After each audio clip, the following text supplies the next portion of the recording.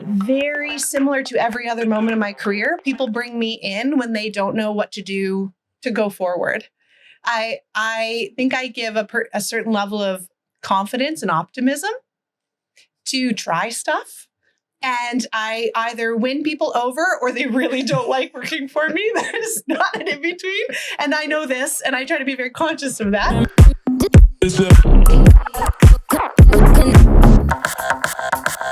I recently modeled for a clothing company. It was just a very strange series of events, and they offered, because they needed people of different body types, and I was like, well, I don't like that, but okay. Yeah. Because I'm different than, I've had a child. I look a little bit different than I used to. Yeah. And so they wanted me to model for them. And I said, okay, sure. Because why not just try this? And while I was there, I knew, because they had asked me to do my own hair because they wanted to look really authentic. And I was like, I think maybe my hair is really frizzy. Can I go redo it? And they were like, no, you look great. It's awesome. And now I've seen these photos and I look ridiculous. And I was like, come on. I should have been like, you know what? No, I'm going to step away. But sometimes I think that that's people who aren't from design. Yeah. They're not looking for the same level of details. Yeah. But yeah, so I've got a recent trauma on what I was hoping I looked like versus what I looked like. Right. So first thing first, actually, how do you pronounce your name? I probably butchered it I don't know. So I've married into this name. My name used to be Andrea Brown, and I didn't know that I had name privilege. And then I married a man with the last name of Guertin. And his family says it 3 different ways because his family is French Canadian. And so we have some people that say Guertin and Guertin and Guertin.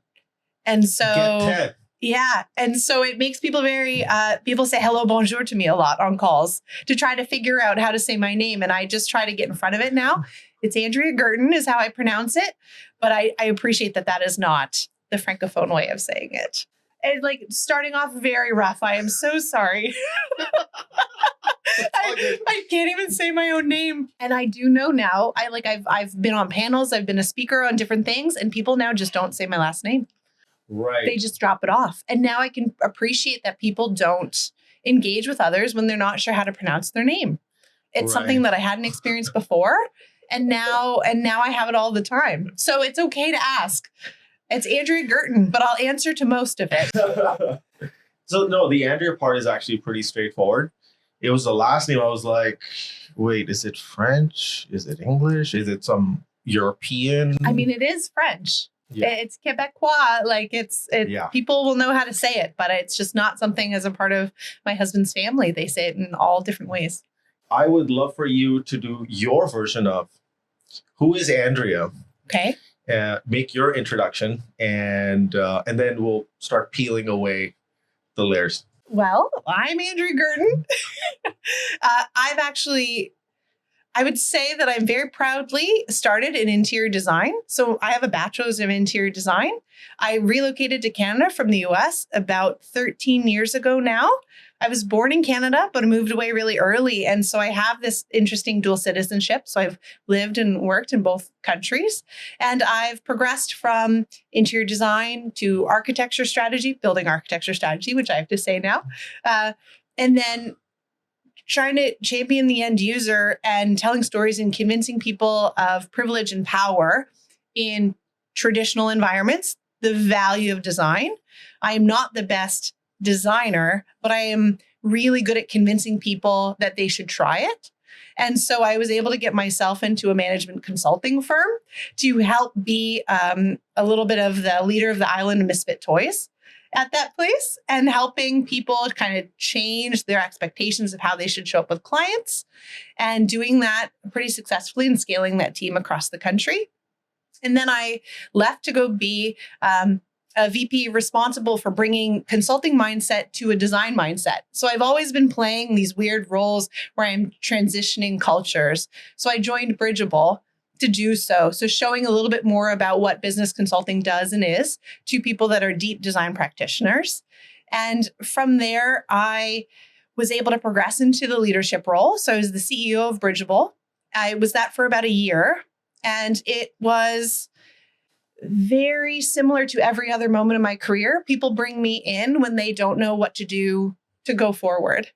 I think I give a certain level of confidence and optimism to try stuff. And I either win people over or they really don't like working for me. There's not an in between. And I know this, and I try to be very conscious of that. So I've got like really wonderful friends and employees and colleagues. And then I have other people who are like, I'll never work for her again. And so we're working on that. But I think it's because I come into organizations at times of change and culture and disruption and try to explore other ways forward. And that sometimes sheds a light on processes that people hold really near and dear, but might be keeping transformation from happening. And so there's tension in coming into that.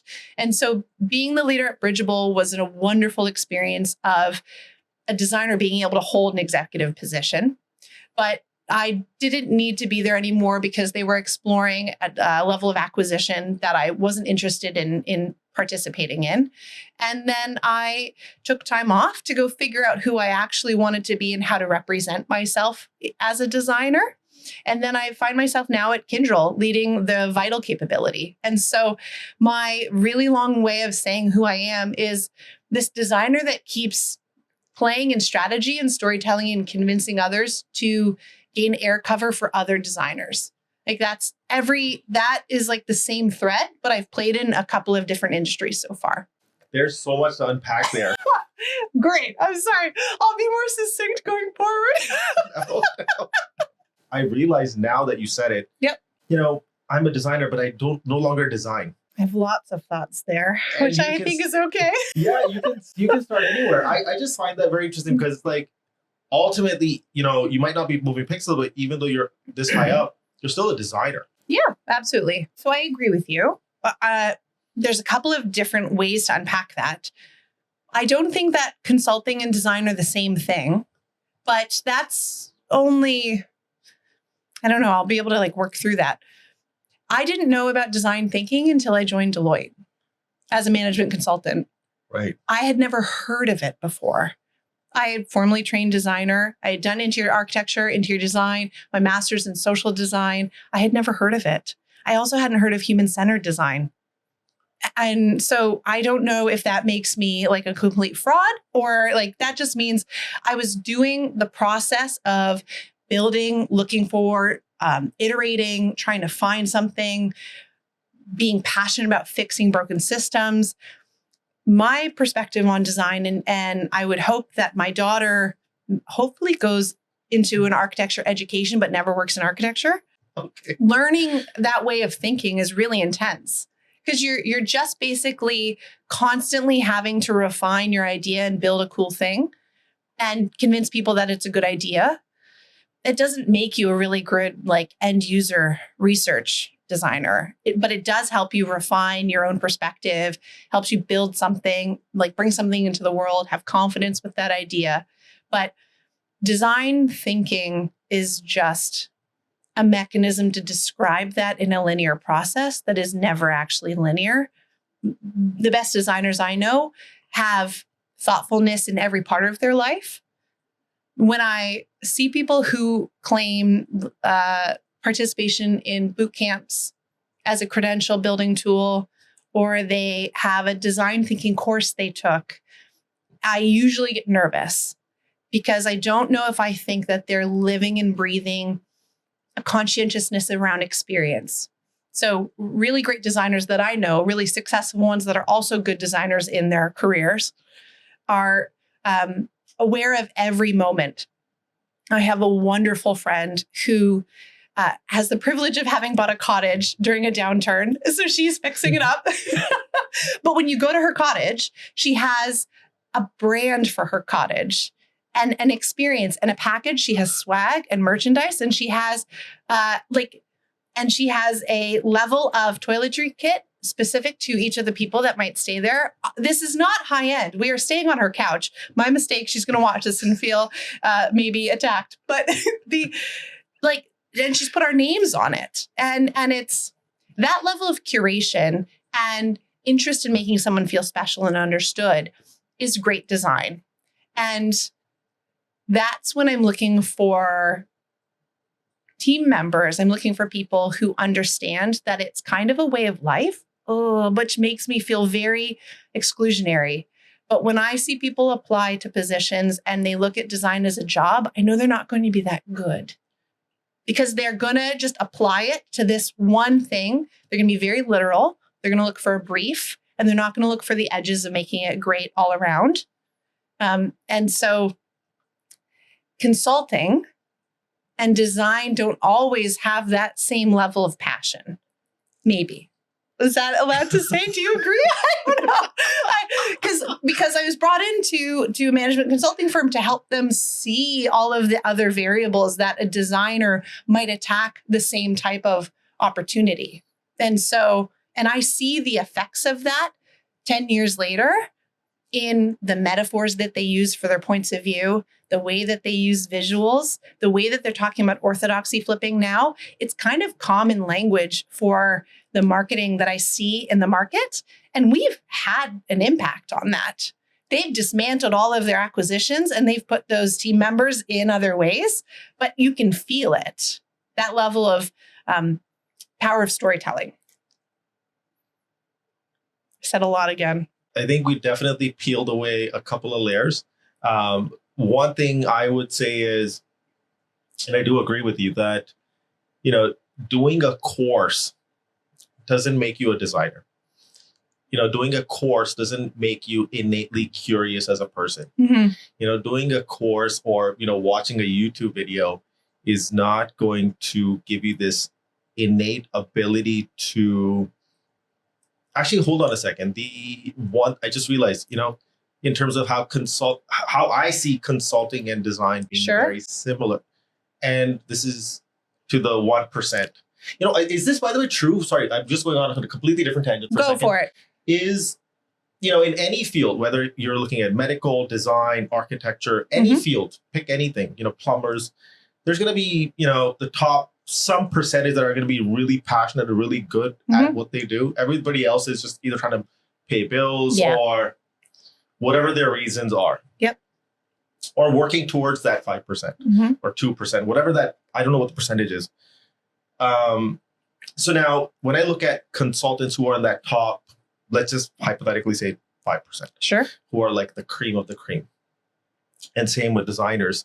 What I notice is that they're so curious. They're always in student mode. Yep. They're always trying to find the why behind the why. They're always trying to understand, this is what they're saying, this is what they're feeling, this is what they're doing. This is, so it's like they're trying to understand the subtext of a conversation. Yeah. And the subtext and the context of a situation. And really get to what is the real challenge. And most people I see in marketing, everything, they're just jumping to solutions, because their worldview is you're describing a problem to them. They're like, well, how do I solve this with the skills that I have? Versus thinking, let's unpack the problem and find the right people to help my client or solve this problem. They're always thinking how versus who is the right person to solve this problem. So that's how I see the really great consultants, the ones that I was very lucky to be working with, and then the great designers. And then the other piece I think that you were talking about is a lot of this like design thinking, human-centered design. I find them to be just ways for the corporate world to package up neatly the way a designer would intuitively observe and look at the world. Yes. Because they don't do that. Which isn't a problem. It makes a lot of sense to try to understand and articulate something into a framework to practice it and apply it. But if it's only that framework, or if you're only following those steps and claim you've done it and it didn't work, that's where I get into the level of like soapbox shouting about design thinking on LinkedIn. Like, because I see people say, well, we tried that and it didn't work.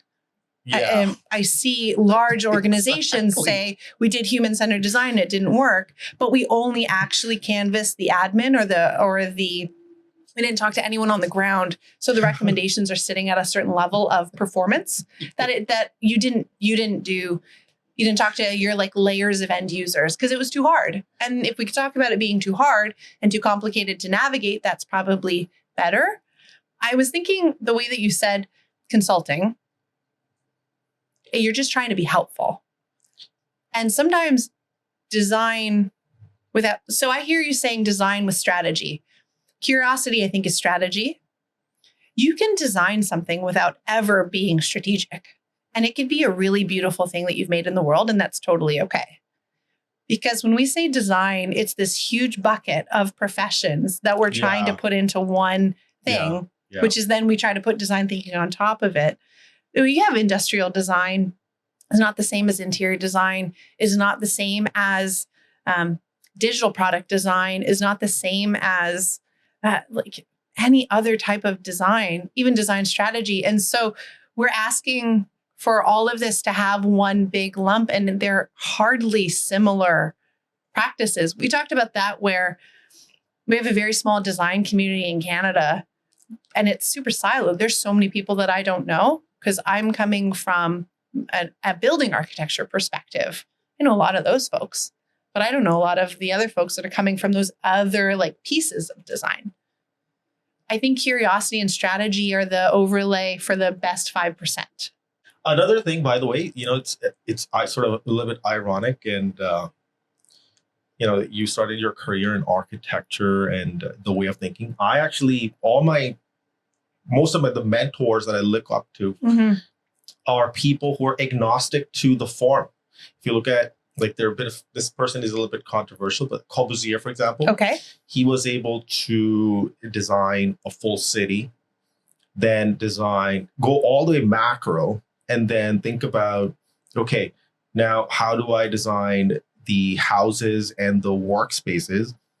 Back then in the 1950s, he created ramps everywhere to make everything super accessible. He had that vision. Sure. Right. And then coming down to like, what should the furniture look like? Then he was also a painter. Yeah. Okay. But that's a control play. Architects are really great at wanting to control and influence environments. Exactly. Yes. The utility of those environments are not always thought about for the person wanting to live in that space. Like Frank Lloyd Wright's buildings are beautiful and the aesthetic of them are down to the leg of each chair. Yeah. But if you've been in them, they're pretty oppressive and they're not the best living spaces. So for Corbusier to want to try that as a function, architects are great at exploring that and articulating that down to every detail. But architects are not great at talking about what is this going to do or what do people actually need us to build. They're not always happy to hear about consulting strategy. When I was in architecture, it was always seen as an annoyance because you were trying to ask for them to change how they were expecting to do it. In my role at Bridgeable, we were able to win a really wonderful project to help inspire the strategy and the program redesign of a new children's hospital. And it was for children with complex medical needs. And so we were brought in as this patient-centered, provider-centered arm for the strategy. And so one of those partners was an architecture firm. And I remember the architect very overtly just saying, well, I know what human-centered design was. I was a child once. So I can design because I was a child. So I know what a child needs in a hospital. And that level of complete lack of understanding or interest in understanding is the sweet spot that I like my career to sit in, because that man's wrong. I think you made some really interesting points. I think the first one was, this urge or desire to control the entire experience. And I think Apple does that really well. Yeah. They control every single touch point, including how they're perceived. Sure. So going inside out and then outside in, if we look at, and the same thing applies to architecture, what Corbusier did to the city of Chandigarh when the prime minister gave him the brief that, hey, I want you to design like a modern city to represent, our freedom and blah, blah. So he was commissioned to do this. And one of the things, for example, Corbusier did was bring toilets inside the house. Because in India at that time, toilets were like this small little room outside the house in the corner of the yard. And that was very controversial because he's like, no, the bathroom is going to be inside. And people are like confused. What is he talking about? Yeah. So again, like going to the level of trying to control that, and it's still considered one of the most best designed cities of India. And he had that vision like back then. I don't think he used design thinking, human-centered design. Although, you know, when you look at his plans, he had like the human anatomy and all the measurements based on. So there's some method to the madness, but I do definitely also agree with you on the other side of this is that when you have this, it's just at the border of like ego and arrogance when you get into that territory and you lose sight of curiosity and always being in that student mode. That's where it becomes an annoyance and you're like, you don't know. But I think you stay humble and curious, you can go down that path in a meaningful way somehow. Well, I might suggest that you could come under fire with moving the bathrooms into the structure because you are laying over like an expectation of how waste should be handled. Yeah. And you're coming from an outsider perspective, yeah, which is challenging, right? When we're talking about design systems and things that are better for people that we've decided to apply onto them, which I had to unlearn after having done my master's in communities that were not communities that were a representation of my own lived experience and trying to do like a savior level of mindset to bring good ideas to them. You're welcome that I'm designing this thing. Don't you know that this is a really great thing that you should have?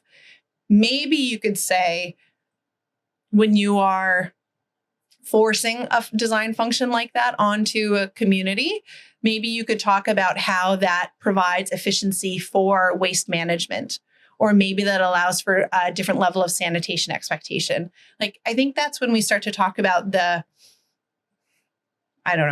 overused level of Venn diagram of like desirability, viability, and feasibility.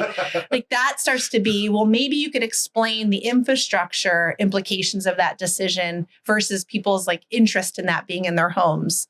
Maybe finding other ways to bring people on side is the level of change management that interesting design doesn't always like have with it.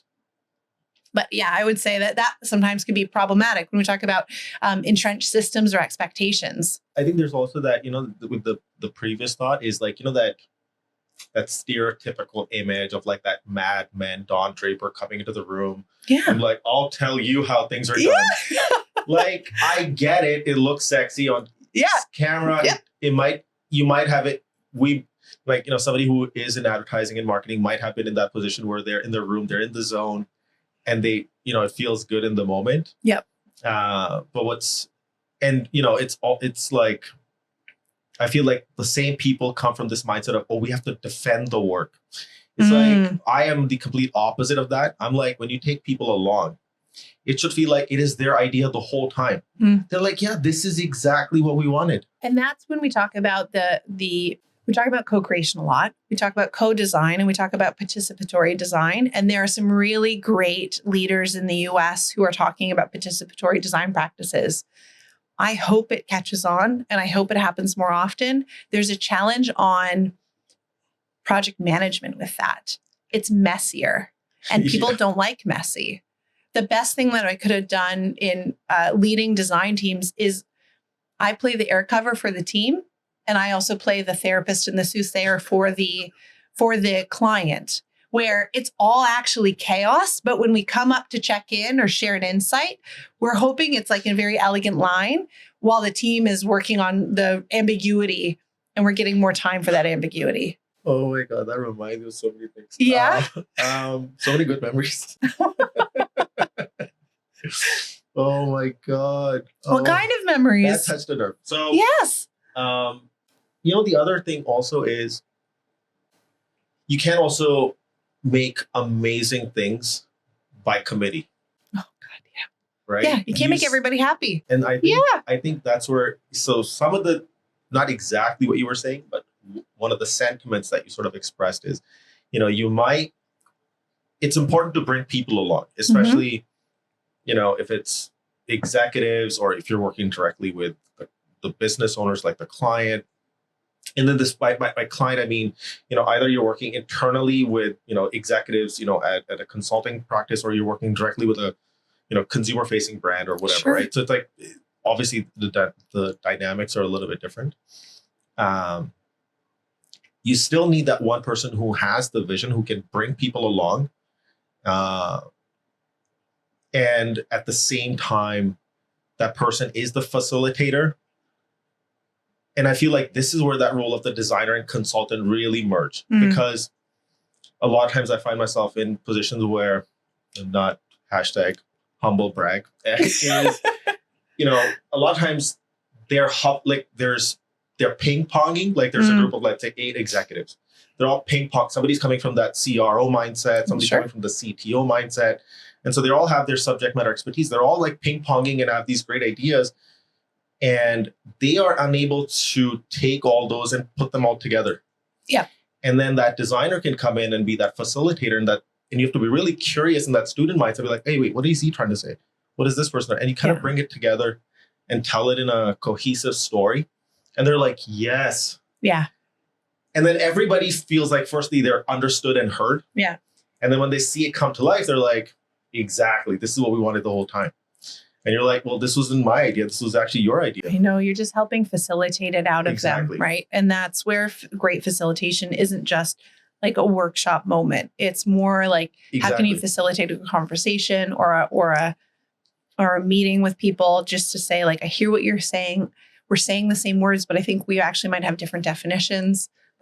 Can you tell me what you mean by that? That's something that in my new role has been really fascinating, because almost every word is different than what I expect it to mean. And you have to just ask, but people have to, I've been trying to use this word around, like, I don't want to decredentialize myself.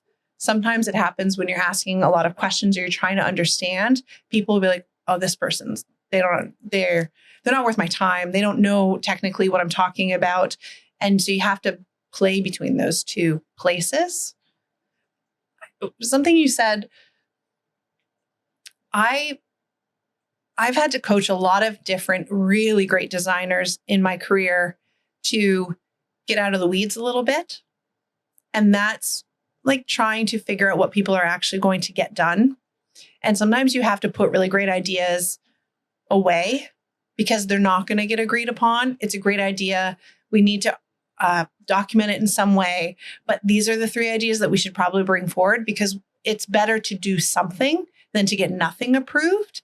And so I think there's a certain level of business acumen that I've enjoyed, that I've built towards that, because I would have just said, keep shouting about it. They're not hearing you. The client is the problem.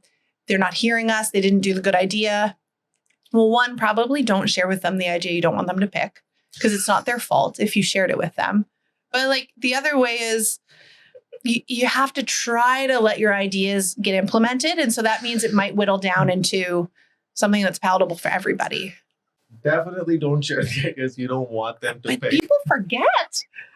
People forget a lot. I've done it too. You're like, option 3. I just did it. So there'd be 3. Yeah. Oh man. 3. And the behavioral economics means you should have made it like option 2, right? But it doesn't, I don't know. Don't share the option. Or if I had a nickel for every time somebody said, could we do option 1 and 2 together? And squish them together, make a Frankenstein that isn't good for anybody? Yes. Yes. And those projects you just want to be over.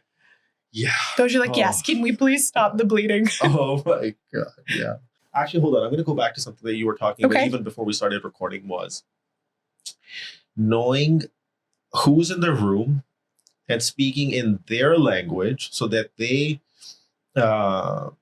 can, like, to your point, you were saying, like, I don't want to waste my time with this person because this person doesn't get it. Yeah.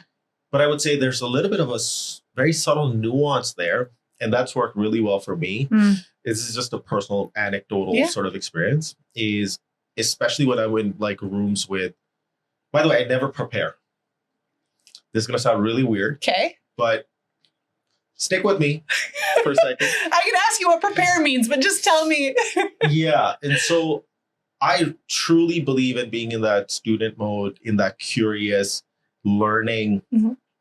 And so I actually go into a room and I'm like, look, I'm just a designer. You guys are the experts. You have everything in your head. I'm just going to bring it out of you. Yeah. So that takes the pressure off me. Mm-hmm. And then I just stick to very vanilla, basic. I don't use processes, frameworks, nothing. Mm-hmm. I just stick to basic questions. Why, what, who, where, when, how. That's Sure. it. And that's been my career. Mm-hmm. And so when I go in the room, I don't have to prepare anything. I'm just like, okay, what do you guys want to solve? But because you have a career built on a whole Rolodex of processes and tools and ways forward in that conversation, you can't remove them. You're right. Yeah. Like you're sitting on that, and I'm only in that place in my career where I am facilitating on the fly towards better outcomes lately because of like that less preparedness. But you're technically prepared because you've done it many, many times. You've seen it applied. You're prepared more from your career experience than what your script is, what you're hoping for them to do. Yeah. Actually, so that's another don't belittle really good point. your experience in that way. Yeah, no, it's not about belittling. It's about coming from this place of like, because I think this is another point that we were talking about before the conversation, like the theater of like, look at how much work I did. Yeah. Oh, like I try to completely take the focus off of me and keep it on, the people that I'm in the room with. It's not about me. It's not about my ideas. Mm-hmm. I'm just there to help them do something that they can't do on their own. And when I go into that room, because I don't have an agenda, because I don't have some preconceived plan, I'm really present to the moment. Sure. So I think that is also important because I've seen a lot of times, people come in and they have their agenda. Like even somebody saying something, they're not paying attention because they want the conversation to go a certain way. Yes. It's like allow for that chaos. So I think that's like the first sort of theme of what we've been talking about is the conversation up till now is allowing for that curiosity, that student mode, and that messiness to happen up front. Yeah, absolutely. And that you could, some people could call it like pre-discovery or like pre-something. Yeah. Or like just having a conversation. I know. Yes. Why do we have to call it a thing? Just have a conversation about what you're trying to do. It has to be on it has to be on a 2x2 somehow. And it can be, and we'll find an elegant way to do that. But maybe don't. Yeah, so I think that's kind of the overarching theme of what we've been discussing is it's messy and it's okay. If it's not messy, it's not actually going to do anything. In fact, I watched this guy, Rory Sutherland, and he talks about architects. Yeah. He's like some of the best architects in the world. And they did a study on this. They found that what's the difference between great architects and just mediocre people? What do we think means a great architect? An architect who has left totems of their own personality for generations to come. That is currently the definition of great architect. Yeah. I have a bone to pick with great architects because those are architect rock stars. Yeah. Some of the best architects you've never heard of because those people are building really functional, happy spaces. And they're not going to look the same. If you have a great architect brand, they're going to look the same and they're recognizable. So I would say that Rory's probably talking about iconic architecture. I love it. I love the direction that you went in. He was talking more from the lens of how they approach the work in the context of like, that messiness. Yeah. He's like, they found that the difference was, when they got a brief, the average people started working right away. Mm-hmm. Whereas the great ones just kind of were like loitering around and doing nothing. That's true. And they were just waiting for like something to strike them. Yeah, that is that. Okay, fair. The creative process is much more like that, where just the deadline is the tension you need to get the thing done. Yeah, I would agree with that. The creative process is way more let it percolate in the back of your brain. And then, it's due, so I got to figure it out. Yes. The number of times a group of people, design thinkers, have come to me and said, okay, so we did a whole bunch of Post-it notes. Now we're stuck. Yeah. And then I'm like, okay, explain to me what you guys did. Yeah. And again, I'm not trying to like show off or anything. Yeah. It's like, you can do those processes, but unless you have like a true curious designer in that room helping facilitate it, you're just going to be checking off box. Oh, we did this process. Yeah. But then nothing came out of it. Yeah. Yeah. It's not. And if you did the process, you probably didn't do it very well. Like, because it's great strategy is pure chaos. Yeah. Because it's going to take 1,000 different turns, conversation, consideration, rub it against itself, like different insights and things that you're learning to gain confidence. Sometimes, yes, it reinforces itself towards a bad biased objective. And every designer has done like a thing that probably has not been helpful. But when you just generate all the Post-it notes and you don't even start to cluster them or question how you've done like an affinity map, that's when people start to think, oh, you're going to do design thinking and you're going to bring Post-its into the room. Like, yes, but Post-its are because they're bite-sized ideas articulated one by one that aren't precious. And you can like build on them and stick them or remove them quickly. And as soon as you talk about that, then people go, oh, that's why you use Post-its. You're like, yeah, that's why you use Post-its.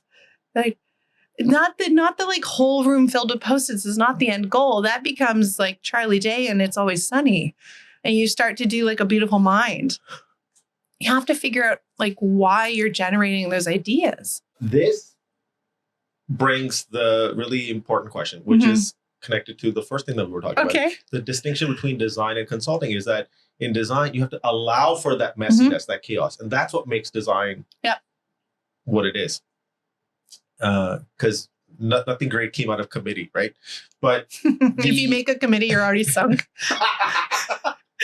And then especially an innovation committee. And then here's the thing that I've noticed, and I would love to get your hot take on it is so in design, you naturally know, and design leaders and people who've been there, done that, they know, hey, we're going to need some messiness, some chaos. We don't know what we're doing. We have to allow for that. And whereas in consulting, they're like, no, we need to see a Gantt chart of every single step already beautifully lined up before we even say yes. We need to know what the answer is. It's like, we don't even know what path to take to find the answer. So how do you deal with that conflict because you've lived both lives? Oh, I don't know. Well, I will say that you do have to do a performative version of that consulting framework, because people are logical, mostly, or inherently logical. They are looking for a beginning, middle, and end. They're reasonably looking to understand when are the check-ins for their money to be proven that they're getting the value out of it. And if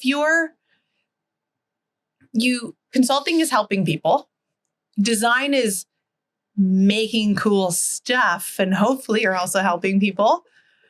And so to get permission to do that work, you have to articulate it in some sort of linear process.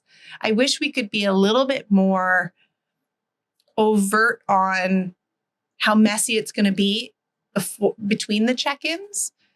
Sometimes I think in service design, Bridgeable won work outside of our comfort zone because we showed the client that they wanted to work with us, because it was a delight to even pitch the work. It felt really collaborative.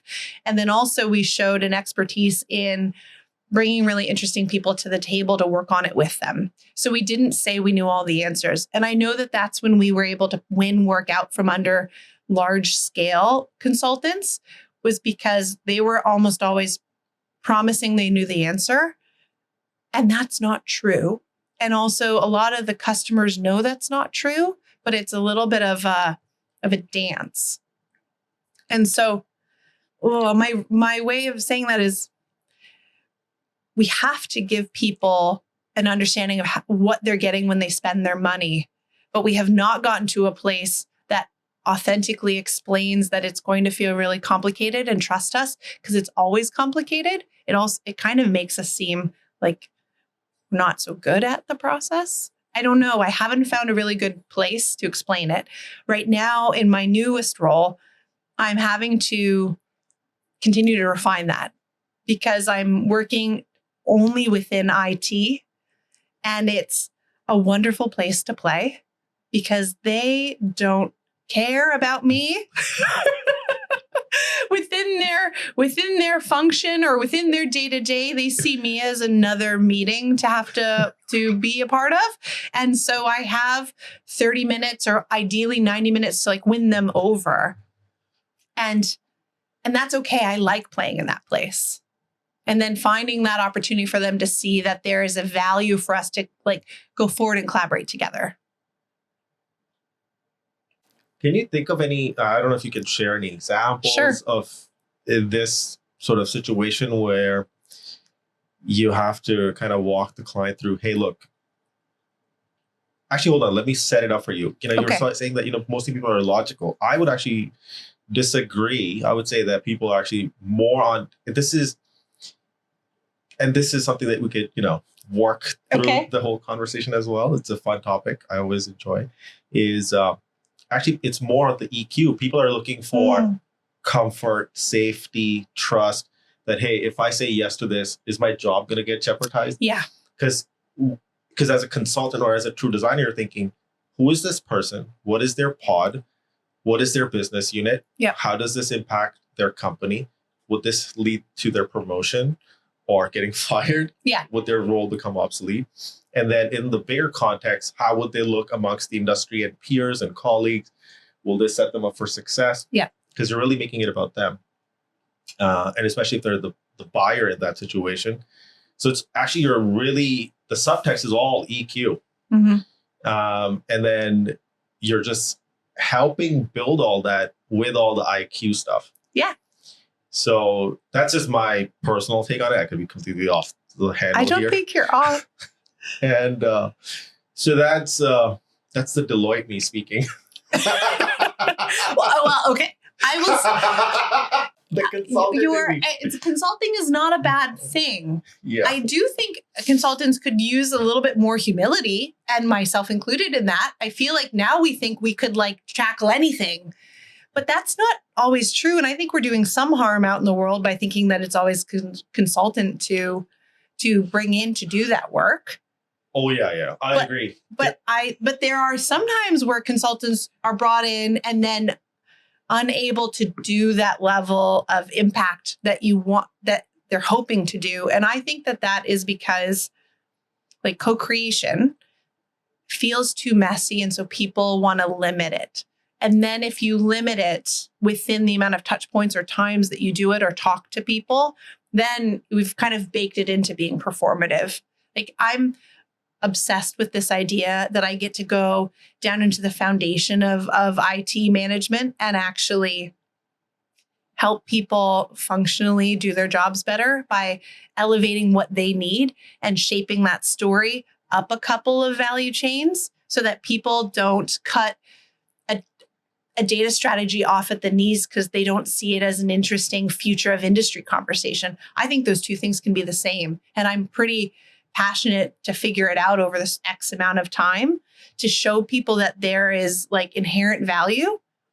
A lot of the service design work that I've done, people say, don't talk to anyone past this level of function. And so then, yeah, of course, I'm going to give you like a blue sky thinking level of customer journey because I can't go talk to the people that are like running the plumbing of the organization and try to understand what they need because they're like there. They know. It would be great to facilitate a bunch of co-creation with the strategy aspirational lens and also the tactical lens of the work. But I don't think consulting is built.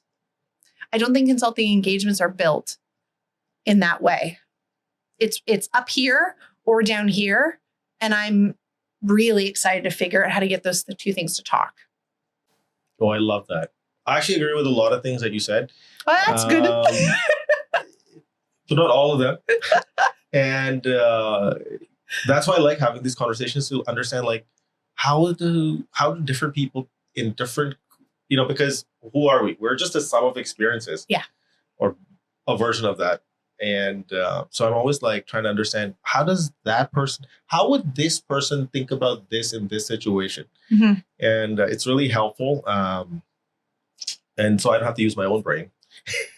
Well, I want to know one of the ones that you don't agree with. I would love to understand. Yeah. So firstly, let's go on the part that I agree with is that, okay. There's been recently, like McKinsey's, BCG's, Mm-hmm. the big four. It's like consultants, like they've done surveys and it's like consultants are difficult to work with. Yeah. They don't really bring new ideas. When's the last time a consulting firm created something revolutionary. Mm-hmm. No, it doesn't happen. No, they're just auditing trash cans lately. Oh my God, that's the funniest one. That is the funniest one. And that tells you a lot. But then at the same time, I go back to that first thing we talked about, is that the 5% that do the amazing work, the rest of the 95% do the trash can kind of. Yeah. And it's like, somebody smart, if was there, they would have been like, okay, you need to, and they called it like the future of trash can or something. I was like, oh my God. I mean, we could have known that that's where it was heading, right? Because I bet they had way more elegant, interesting anecdotes that drove towards something else. But that's where it had to go because it was by committee. That's why it gets such a bad name. And I'm probably sure those 95 slides that they did was to justify the $4 million price tag. Mm-hmm. Oh, look at all these slides. Give everybody the comfort that check the boxes. Oh. If there was some strong, that 5% kind of person there, they would have been like, let's just do a one-day workshop, get people in their room, whiteboard it, and we're done. Mm-hmm. That would be it. We're like, what are we actually trying to do? Because if we are trying to do an audit where we are looking to point fingers or we are trying to justify a decision or something that we've already done, that's also a utility of consulting. I understand that, but we need to not make it all look so sexy all the time. Like, then maybe it's not the future of trash cans. Maybe it's the way the older school consulting like title of the deck, which is like 15 words and it's like 2 sentences. And it's like, and maybe that's okay. Maybe that's a way that we can delineate between the like utility of the engagement, but the 2 sentence. Yeah, I remember where it used to be the title of the output was the name of the RFP. Like that's, or it was even the number of the RFP. Like we've gone so far from that. Maybe there's a nice middle ground of that output. So I do agree with you. The 95% of consulting creates this bad reputation. Yeah. And then internally, they're all sort of collapsing on themselves because IT is they have a completely different life outside of work. But the moment they get to work, they're like using a completely different set of IT technology. And it's like, that's not how you really communicate. Yeah. And that's not how your clients are communicating. Yeah. Anyway, so I do agree on that sentiment that a lot of consulting seems very fluffy, useless, and just sounds like beautiful slide work. I think we're in a procurement hellhole. Yeah. Again, I'm not like pro consulting or anything. No, I'm pro consulting. I just think that we have created a weird system that we are now, it's hard to delineate what's the difference and why do you go to either? And what kind of, I feel like we're really having like a cathartic moment. I'm definitely. Procurement is looking for you to use certain words. So you're going to use certain words and they're looking for you to talk about certain deliverables and you're going to talk about that. And then my understanding in some of these relationships is then you just kind of backtrack once it's won to whittle it down to what you've promised. And I founded a company called We May Go between Bridgeable and now at Kyndryl. And it was just to solve one problem that I had while I was doing consulting work, which was around recruiting and finding people to participate in the research or the design strategy work that we were doing. And I found that while I was getting different design teams to ask We May Go to help us do recruitment, so we're finding people that can, I don't know, be treated with a little bit more compassion and respect, so that when they were being talked to, they were actually like interested and engaged in the research that you were doing. It was easier than I was expecting it to be, and it's really powerful work, and we continue to do it now. But the way that teams are asking for that research, well, maybe I'll say it a different way. What we started to find is that people are coming to We May Go for more complex strategy work because they liked how we were treating the people we were recruiting, and they wanted to be treated like that by their consultants. And so they started to say, could you actually pick up this insights document? Because we did this with a really large firm and it doesn't say anything yet. Can you come and help us revise this and like tell the story better? Because it's been really nice to work with you and you haven't made the contract or the working relationship really tenuous. but others had. So people saw us working with compassion for our recruiting arm. And they were like, well, we would like to be treated that way. Could you do other strategy work? And it was an unexpected kind of benefit of that. I think you're right. People want to be respected at work. People want to know that what they're doing provides value. People don't go about their work week trying to be problematic for others. And so I think consultants are sometimes needing to just like put themselves in the shoes of who they're trying to serve. But there's a lot of layers in larger firms that make that kind of hard. I don't know, but I am pro consulting. I am. Yeah. I mean, I've been a consultant my whole life. I feel I'm a consultant. That's how people typically associate me with. Like I'm an advisor, consultant. Sure. Sometimes they call me a coach. I'm like, okay, whatever you want. They're like, no, he's a creative director. No, I'm like, whatever you want. Yeah. Like an expert generalist should be a thing that you should be allowed to be. Yeah. I actually try to just say I'm just a designer. Okay. And that, and actually I just remembered something is, and before I segue into the thing that you were just talking about, and before I completely forget, is one thing that I actually observed was, and this is something that we were talking about a little bit earlier in the conversation, was knowing the language of the people in the room. Mm. So one of the things that I've observed is that consulting environments and typically companies, executives, it's a very competitive, cutthroat environment. Yeah. And people really generally just don't open up and share voice what they're actually thinking. Yep. And what I would do is I would typically dress a little bit eccentric, like bright colors and stuff. And so I would just look like he's not a threat. He just looks like a clown. Ooh, that's right. I mean, I think I have dragons on my shirt. I love it. I think I know where you're going. Yeah. So, and what that would do is firstly, that would disarm people. Yep. That this is just a fun kind of, what is this character, right? Mm-hmm. And so firstly, that would disarm people and let their guards down. And then I would just go and say, you are the expert. I'm just a designer. I don't even know any of this stuff. Yeah. So they would try to educate me. Mm-hmm. While making it so simple that all the people in the room understand it at a level. Yep. And so that actually has worked. I've been very deliberate in making sure that I create that kind of environment so that people can open up and have that. Because typically, I remember this one instance specifically where, and this is like my very early days in consulting, one of room, like 15, 16 people. There's a sales coach in there. And they're just talking and then a few minutes later, a sales coach gets up. He's like, I have no idea what anybody was saying. Can somebody talk to me like I'm 5? Yeah. And I was like, wow, that is so cool that they have this kind of culture where they can just get up and be like, I have no idea what anybody was saying. Because a lot of times people are just nodding along, but nobody has a clue and nobody wants to raise their hand. And so I can always be that person. I'm not this expert. Guys, what does that mean? What is that 3-letter acronym, Mm-hmm. right?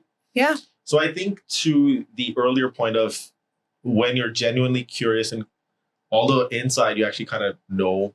I know. And it's hard to use that, right? Because you actually know more, but you're using it as a mechanism to get people to talk. Yeah. But it's hard because then you're setting an expectation that designers don't know certain things, but it is really powerful and it does work. So I'm on the fence about it. I use it all the time too. Yeah. I think it's a great tool in an arsenal it's like the simplest way to say is be the dumbest person in the room. and what happens is you see that initially they're like, okay, what's going to happen? But when they start to see the dots, you're connecting the dots. Yeah. They're like, oh. And then they're just like, relax and they start opening up more and you start connecting more dots. Yes. And so at no point you're stealing the show. Mm-hmm. It's like, oh, that was your idea. And then And anyway, so that was just one thing I wanted to echo on is that even though you might not know the language of the people in the room, you can go in super curious and create a little bit of a thing where educate me. Mm-hmm. I'm here to learn. Yeah.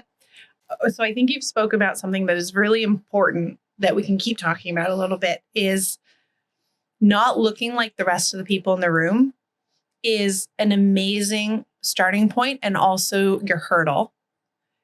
I use it a lot. It's very helpful for me to look different at an executive table. It's very helpful for me to be a younger woman in this kind of conversation. It's very helpful for me to wear very bright colors. One, it's helpful because I didn't used to wear what I actually wanted to wear. It took me a while to learn that I could just be myself, and it's better to live with people not liking you if you're actually yourself instead of just some weird amalgam that you thought you were supposed to show up as. But I think what you're trying to do is allow yourself to enter into the room. And so when you're saying you don't actually know, it's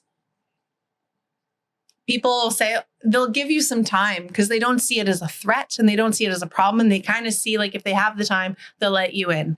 But then it's your responsibility to win them over and to trust you. And then once they trust you, they start to open up.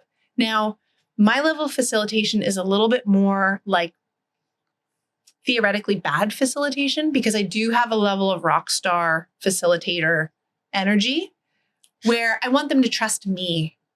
Because if they trust me and they feel like they're in good hands with me, then they can do really great things. And so so I'm not playing like gray man facilitator. I am playing like, you can do this. I believe in you. Andrea Guertin's got you. Like, let's figure it out. And you know what? You're also not going to wear it because I'll wear it if we don't have the outcome. Do you trust me? And that is really helpful. I've seen many other types of facilitators, and they are really successful in their own authentic ways, much more introverted, much more analytical or academic. That works too. But for me, it's more comfortable for me to say, like a coach, be like, I love what you're doing. Let's enable that. Let's figure it out together. And part of that is like as a brand for myself, it's helpful. But yes, you're getting permission in a very weird way. And I know that I've got them by the end of the conversation. They might say, what did you study in school? And how can I show my children what you know? Like, and you've got people that don't want to be there in the beginning of the workshop. And then at the end, they're asking these conversations. Or I've had people say, I went to Montessori as a child, but I've never been allowed to talk like that since. And now you're helping me tap into something else. Like, I think there's an opportunity for us to help facilitate that for those creative like sparks. I love working with people from traditional backgrounds or more technical environments, because if you can spark them, then they're going to be much better than myself. I don't know the rest of how to do the work. If I can show them that they can also be creative and they don't need me to do it, I think we're like all better for it. But the color is helpful because they're like, this person's like not going to be a problem. But we actually might be like a huge problem for them, but you're already in the room. So then you get to facilitate them through that tension, which is cool. And now actually going back to another thing that you were saying that, the winning their trust. I find that right at the onset of the conversation, the quality of question I'm asking immediately puts them in that comfort that this guy knows what he's talking about. Because I'll ask like a very specific question. Like, I'll give you an example. I was in a room not too long ago with a couple of executives, and they said, this is our revenue that we're hoping for. All I asked them was, the first question I go into the room and I was like, what does this revenue say about us? Yep. And immediately they had my trust. Yeah. Because I was like, does this say that we're trying to win? Mm-hmm. Are we trying to say we're better than last year? And immediately they're like, he gets it. Yeah. And so the quality of question you're giving to the right audience will give them that trust and comfort and connection. And then that obviously will allow them to kind of open up. I mean, that's what I've noticed. And that's why I just stick to very basic what, why, where. Yeah. And then also, I think there's another piece to this is how you do the thing is also as important as what the thing you're doing. Tell me more. So, if I'm going to go in and use this typical consultant words and frameworks and acronyms, they're going to be like half asleep. Sure. But if I'm going in and using like very basic questions, like 5-year-old language. Mhm. I'm like, okay, we can. So it's kind of different for them. And I'm scribbling on the board, connecting circles and doing stuff. They're like, oh, okay, this is a little bit different. It's not their regular routine. Yep. I mean, for designers, it's like, that's what you do every day. I know. And you have to be really mindful of how different it actually will be for your audience. Yeah, Because sometimes it can be like really routine and you actually have to be a little bit more compassionate to where they're entering that. exactly. And read the room. That is so important. Whether that are you talking to like just the junior designers, Yeah. you need to like encourage and empower them and Yep. make them feel good about the shitty work that they have to do for the next 10 days. But tell them it's going to be like, it's just a part of a system. That is a lot of, you have to Yeah. explain it a lot. Yeah, so I think that kind of touches on that messiness, but within that messiness, when you're going into a room, how do you build that trust connection, even if you can't necessarily speak their language? Yeah. Is coming from, one is the energy that you bring to the room and the kind of questions Mm-hmm. that you can ask them. That because the kind of question, quality of question tells you the level at which you can think and the perspective that you can bring. Mhm. And plus, you're not giving answers. Yeah. And you want to listen. So that would be, I think, I think that would capture it. I just wanted to make sure that I covered that Yeah, off sure. for the first part. So anyway, so you were saying, so now going back to kind of what you were originally talking about is, so you're in these rooms, you're high energy, you're building this trust and connection. And can you think of actually times, and I think this is something that you said was, where initially when they came in the room, they were like, what is this all about? Oh God, every time. Yes, I can think of times. One of the most exciting things that I've had happen to me is I've had a leader throw a book at me before. What? But it landed at my feet. It didn't hit me. We're good. But it Like was in a because fun way, or like, no, what not was in a the- fun way, more in a trying to discredit the content in a book that we were talking about amongst his team, because his team started to understand what was in the book versus how his team was translating it more elegantly than he was. And so it was coming from a moment of panic because he was responsible for wrapping up the strategy. And so it served him better to discredit what was in the book than to show a certain level of vulnerability.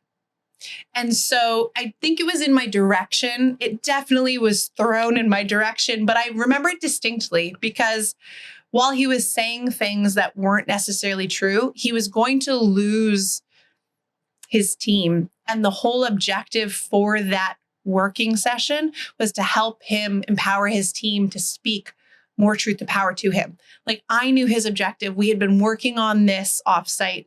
We'd been talking about this. And so at the very last minute, he was about to ruin everything that we had just done in the day. And so I chose to advocate for the objective that I knew he was trying to work towards versus how he was showing up. So I interrupted him, and his reaction to that was physically, it manifested in him taking the book and tossing it. And I need to know as a facilitator, the dynamic of the room. What have we talked about? What is the rigorous amount of objective finding that we have done leading up to that? I wanted to save him from himself at that time. And I was thinking, when this escalates and he complains to my boss's boss about what I'm doing, can I stand behind my decision? And I was like, I'm going to try. And I did it. And you know what? He came back to us like 2 months later with an engagement because it de-escalated in a way that he thought about what we were trying to advocate for and for him to do a really great job. And we were telling him what he should hear versus what he wanted to hear. And so it worked out. And that isn't probably typical for that kind of level of very senior executive and powerful executive. But that's I'm telling you this story because I do know that I've enjoyed a certain level of privilege in my career because I have a lot of courage. When I have a lot of courage to stand up to misunderstandings or trying to find clarification, and I am always trying to educate other women in my professional network on moments of courage that they can find and try to have, because courage for me has had different levels of success in my career, but it's all net positive. Like, I think people might see my different levels or types of roles I've had as maybe like missteps or backtracks or changes, but I've always been able to have courage in those roles. So it has felt like it's still on the incline. But courage is really important. And I also think that courage comes from a level of me being American. I don't think we ask people to be as vocal in Canada as we should. And it took me probably my first 4 years in Canada to make some friends because I was being real spicy. And I was spicier than I am now, which I don't understand. It must have been really intense because like in Canada, we do a lot of level of being nice. We're being very kind. We are thoughtful. We do a lot of really cool and great stuff in Canada, but we don't boast about it. And I think there's a level of boasting that is beneficial for people to be aware. I've had a lot of projects where the insight is the lack of awareness. And like, why is that still being an insight? Because we're not talking about what we're doing. I had the privilege in my time at Deloitte to facilitate global country leader meetings and very complicated environments with the like prime role of these countries, right? Like, and Canada always had great ideas. Canada never talked about their great ideas. And Singapore was always doing really great things too. They had already figured out how to do the great idea. And the US was always first to speak. And they are great at marketing and they're great at taglines. But Canada has a lot of value and very smart people. But we think that it's better to just run the business and solve the problems than to kind of boast about it sometimes. And I think it hurts our industries. And I attribute some of my professional success is the level of courage that I don't know how to not have because I grew up in the US, where everyone in the US thinks that they can be president, until I realized that I was born in Canada and I couldn't be when I was like in second grade. And I was very devastated by that fact. But okay, that's a problem for many different reasons. But also, if we could figure out how to have a little bit of that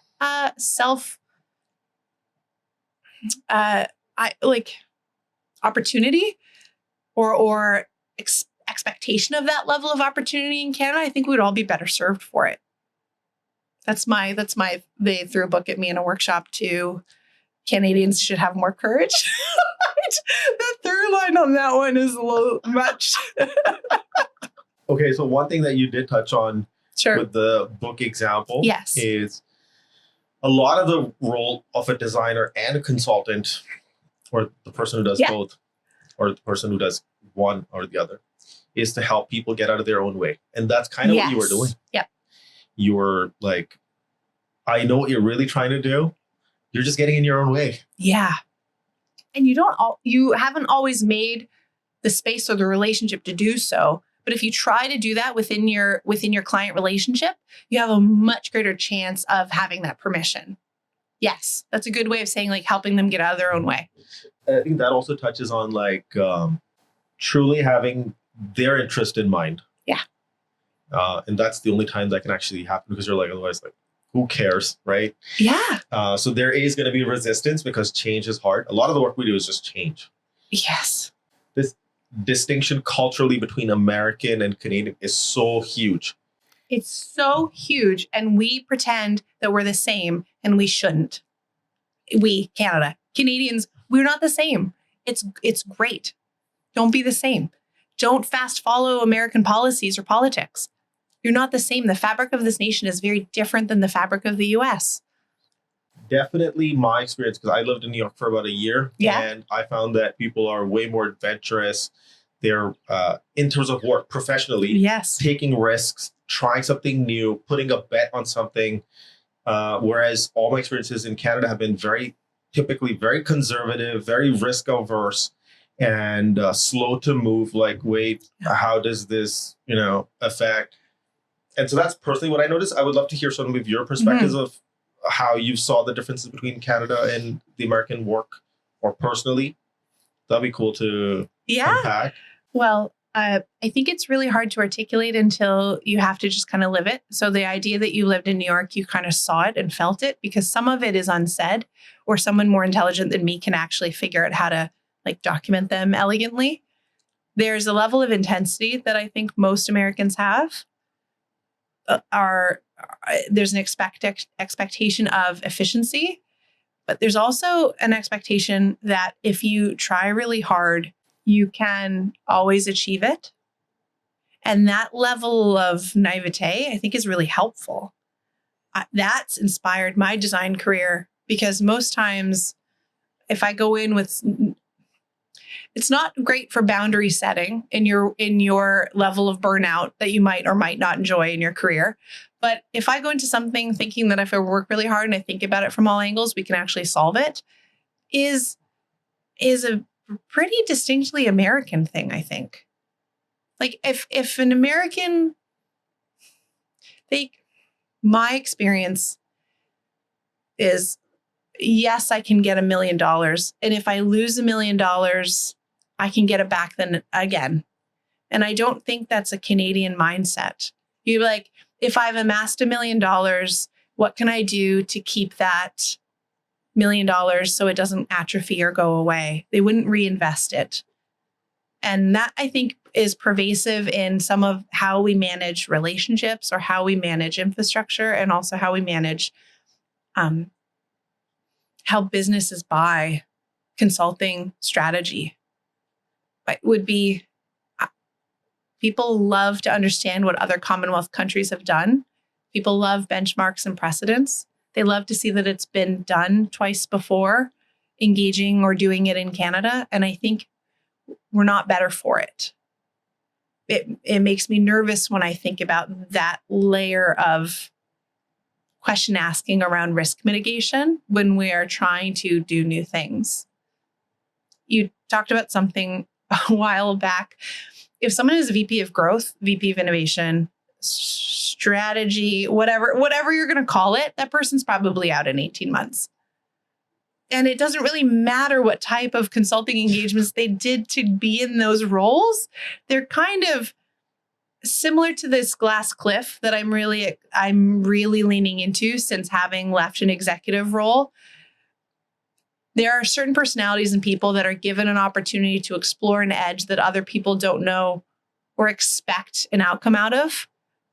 And I don't think it's performative. I just think we don't know where it's going. And so we're not sure when people hit good, because we didn't have any like marker of what good looked like. So that's kind of doesn't match with how Canadians view success. We don't really know what good looks like. So how are we going to tell people that it was good? In the US, I would suggest that's just the new marker for good. Or it's just like, they're just really great at marketing. In my experience, an American will give you like a headline much easier or more succinctly. So in your like day-to-day experience, Can you recall any instance where you're sort of in this precarious position where they're like, we like all those cool things, but we just want to stick to something within very narrow lane, and you kind of help them overcome, like get them out of their own way? Could you think of any past case study, or not case study, but personal experience that you had working with a client where they overcame that? I think that when people are looking for proof of the way forward and they start to ask for benchmarks, it's already a nail in the coffin, because then we're not being like fair about an organization is actually like a living organism. It just looks like it's a structured scientific process.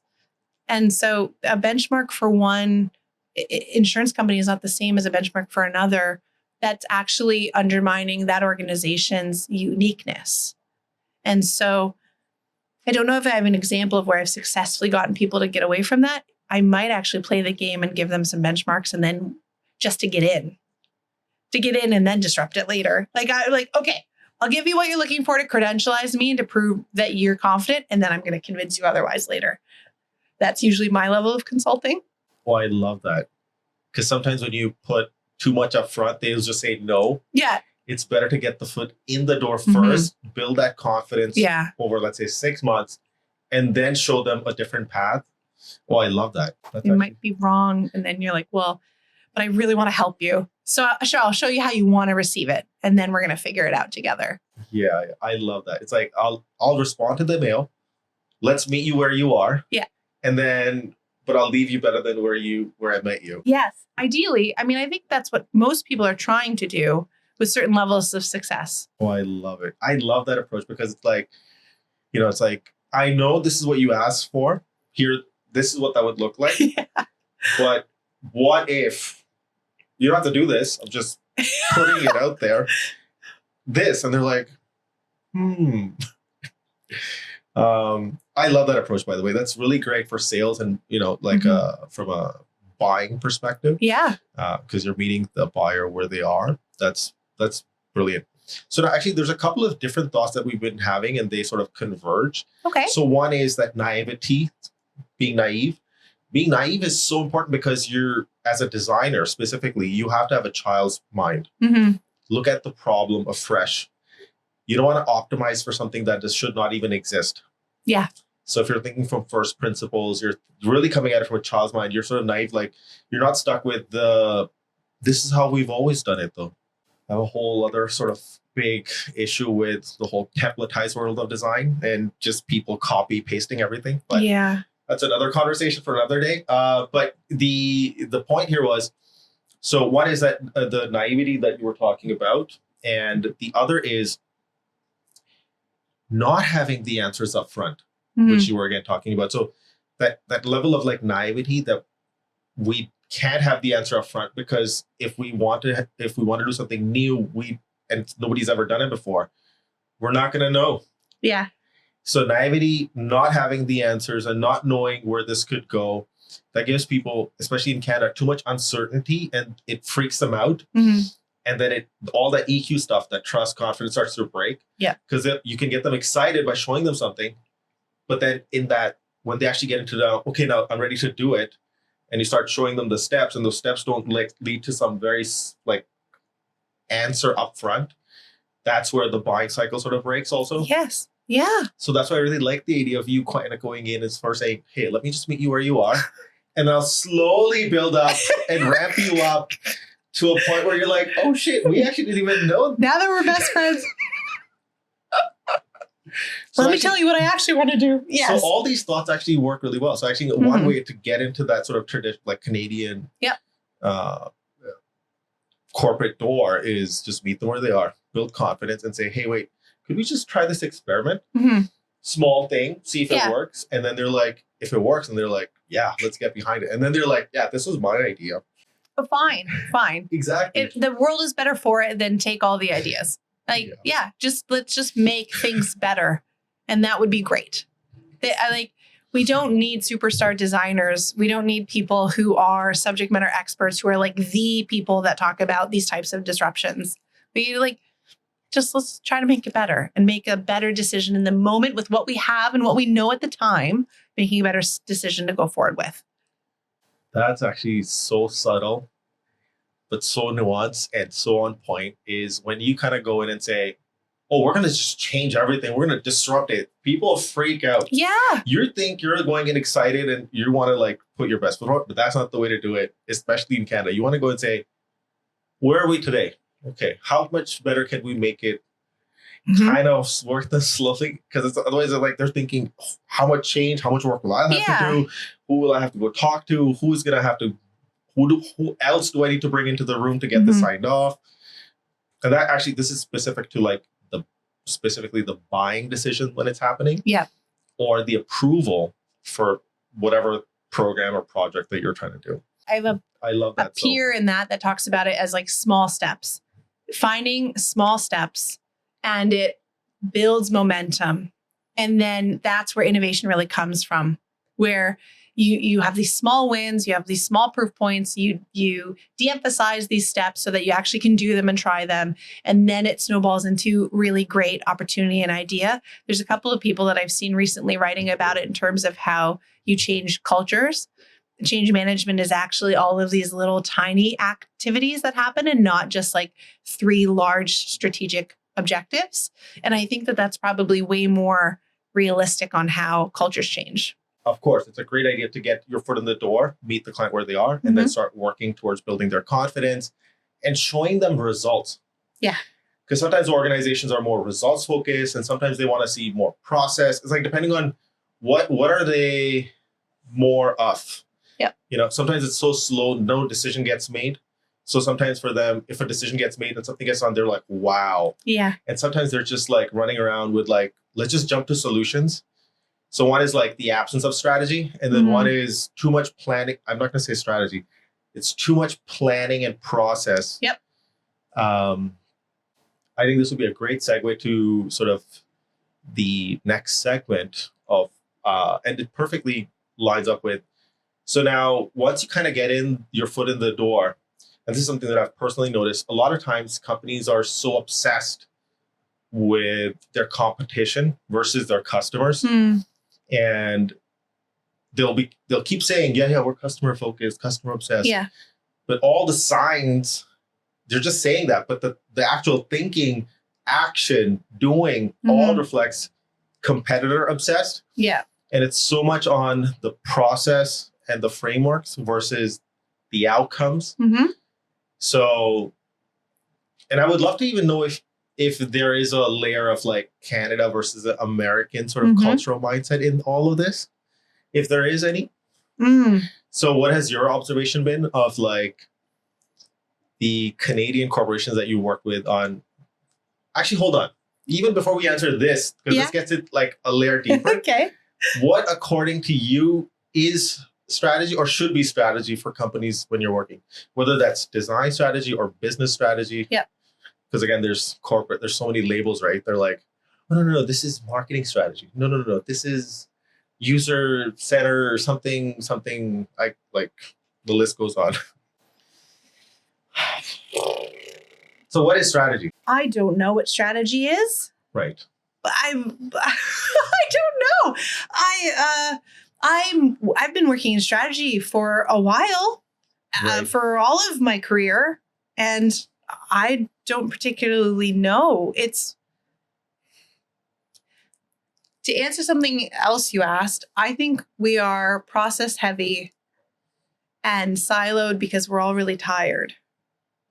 Ooh, that's okay. And so it's like you're always looking for a thing to help that. And so I think sometimes we get tunnel vision, or we're trying to be functionally helpful or have a small win in your day just because you're tired. And so I think we all are in our roles because we want to have a net positive experience or a net positive effect in our roles. And so sometimes I think we lean on what's happened because we're just a little bit too tired to pause to reflect on what we could do. And so I don't have the professional experience in recent times to speak to Canada versus the US, but I think it's more of a mechanism of just we're a little bit tired. The way that you send out a meeting invite, the way that you plan for a podcast, like the way that you think about tackling something, if you're too tired to think about another way to do it, you'll just do how you've always done it. And so I think there's a level of fatigue that we're all experiencing, and we might just be running the same playbooks right now. I don't know what strategy is. No, fair enough. There's a whole bunch of interesting things that you've said that I would love to firstly unpack. I would love to know a little bit more about what do you mean by tired? Because I'm not sure exactly, because you could probably mean it like in a very innocent way. Yeah. But I'm not sure exactly what you mean by like tired of like the process and like I just have to get my job done. Are we talking about the 95% or the 5%? Oh, well. What are you thinking? Well, I'm coming from a level of fatigue as being yes, queen. A new mom, but also not that new. My daughter is turning 4, but I still feel, yes. Oh. But it still feels like there's a level of putting yourself back together that takes a long time. And we know that physiologically it's like 7 years. And we also know that women are the carriers of facilitating their family's health and well-being and all of these things. And so I think there's a level of fatigue that women in a certain level of their careers and age are feeling. They're tired and they're trying to do a lot. So that's coming from my personal reflection on tired. But if I think about it existentially, I think we came out of a pandemic and we never had a clean end. It's just been de-emphasized. And I think we all feel a little strange about that. And that, I think, is hurting society. Is it just still going, but we care less about it? And are we trying to get back to the way things were? And did we just hold on and stay in our homes if we had the privilege to be able to have jobs where we could stay in our homes to do that work? And now we're kind of having to go back. I think that's a level of tired. And then I think that we have a lot of tasks on our plate. And I think people in a hybrid work environment have more hours in their day to work, but it doesn't feel like we're getting more done. And I've read a lot of thought pieces on that. And there's this level of like everyone books 30 minutes of your time throughout your day. So you have 16 30-minute meetings, but did you do something? When I was an entrepreneur, having founded We May Go, that would keep me up at night because at 10 p.m. I'd be thinking, did I do enough functional effort that day to pay for next month's bills? And so being within a larger corporation, again, that fatigue wears away, but there's different fatigue of what are the processes that I'm going to have to come up against to figure out how to do really cool work for everybody around me. And so I think fatigue is in many different ways, like personally, in the communities that we live within, the responsibility of our jobs are all very complex. I don't know anyone who's not working on a strategic thing in their role. And so I think sometimes we should be a little bit kinder to ourselves about what and how much we should be working on. But I'm more of a hypocrite in that statement than actually living that at any given moment. So if I was compassionate to the people that are going to utilize a consultant's help, it means that they probably have enough work on their plate that they need support on doing that work. And so if we could understand that all touch points need to be in the service of being helpful, I think that would elevate the consulting profession. But I don't think we always do because we're also trying to have a certain profit margin or utilization on a project that can sometimes come at odds with your level of like open questioning, right? Because it might not be driving towards how you scoped the project. Yeah, the incentives structures, if they're designed poorly or the quality of the input is bad, then in goes garbage, out comes garbage. Yeah. And if you're incentivizing people to put time against, I just have such a beef with. Yeah. And okay, hold on. But before we unpack some of those themes, there's something else actually you were talking about much earlier is that, I mean, like personally, I grew up in a household where my dad had 12 siblings and my grandma was the matriarch. So the very dominant grandma who wrangled all the sons and daughters. Wow. And the whole entire family. So I've always seen women in the leadership. And then my mom who would do what she needed to do to, keep us. We grew up like lower middle class, basically. And so I've always seen women as like a very dominant, matriarchal, and I feel that the corporate version of the world where women are now more, let's say, present, and they're taking more leadership roles and they're more in different facets of the business. I feel that sometimes women themselves, and I'm not sure if I have the right words or but you'll understand the sentiment here. I feel like they self-diminish the amazing things that they're able to do at home, which you're saying, you're like that the household, keeping the family in check and there's so much more that I've seen my grandma and my mom do, which is like in comparison to, it's like nothing in the corporate world that you could do that did that, like all that level of work. Yeah. Like, like what's that funny quote? Like, when you think you're enlightened, go spend time with your family. Oh, I like that. Right? Yeah. And so for her to, like, in all that complexity, it's like so many stakeholders, all the Ys want something else. Yes. And yeah. And so for her to, like, bring everybody together and to see her kind of, because my grandfather died very early. So she was the one who kind of took reign, and like, so she lived to like 110. And so I felt that women themselves diminish the role that role is in society for them. Sure. I'm not saying that's the only role. Yeah. But they diminish what that role is. Because women create the people. Yeah, I mean, we're getting into like trad wife territory. It's weird. I find that so odd.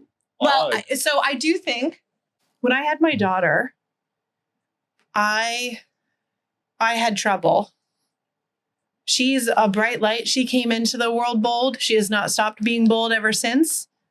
She is a lot of energy and passion and joy. Aptly has a middle name of Joy. But I was overwhelmed by a purpose that I didn't know I was supposed to be living, which was motherhood. And I ran back into the workforce 6 months later. Now, Americans are going to think, that sounds like a great mat leave in Canada. People are going to say, what? Why? And I was searching for purpose, because purpose to me had always been articulated in a way that was career bound. And I was very good at my job, and I didn't feel so good at being a mom. And so I ran back to work. And while my husband was spot on and gave me a lot of crap for it, I didn't listen, because I was just trying to find something that I felt really good at. And so I'm telling you this story because I don't know if we are explaining that there is value to a multifaceted society in a way that we can appreciate the level of community building that your grandmother was responsible for. I don't think we appreciate that anymore. And we think it's also so easy somehow that you should be able to do both. And this idea that you can have it all. I know a lot of individuals who saw me having a new child, saw me become a CEO, and thought that I had everything. And no one would believe me that I was miserable. And it was too much pressure, and it was too much to do. And everyone was like, yeah, but you did it. And so I'm coming from a place of privilege, having achieved it, to say it's not for me. But I think a lot of people think, yeah, but I'll do it differently. I'm also still going to drive towards that. I think culturally we need to understand that there are many valuable roles within the fabric of how our days happen. And I don't think we are doing a very good job of explaining that to each other. I think people see there's a level of power, privilege, and money in certain types of careers, and other careers are lesser. And I feel bad for that, because I think our society gets worse with that type of thinking. And I don't think it's only women who can be those community builders. But right now we're asking a lot of women to build it on the backs of their also successful careers. And I think it's too much to ask. Like moving away from multi-generational homes, moving away from this idea that right now the cost of living, you have to have two salaries. You have to have two incomes. It's not even a choice to step away. I feel for women specifically right now with that pressure. And I haven't found a sweet spot, but I am looking to find it. My daughter's also younger now.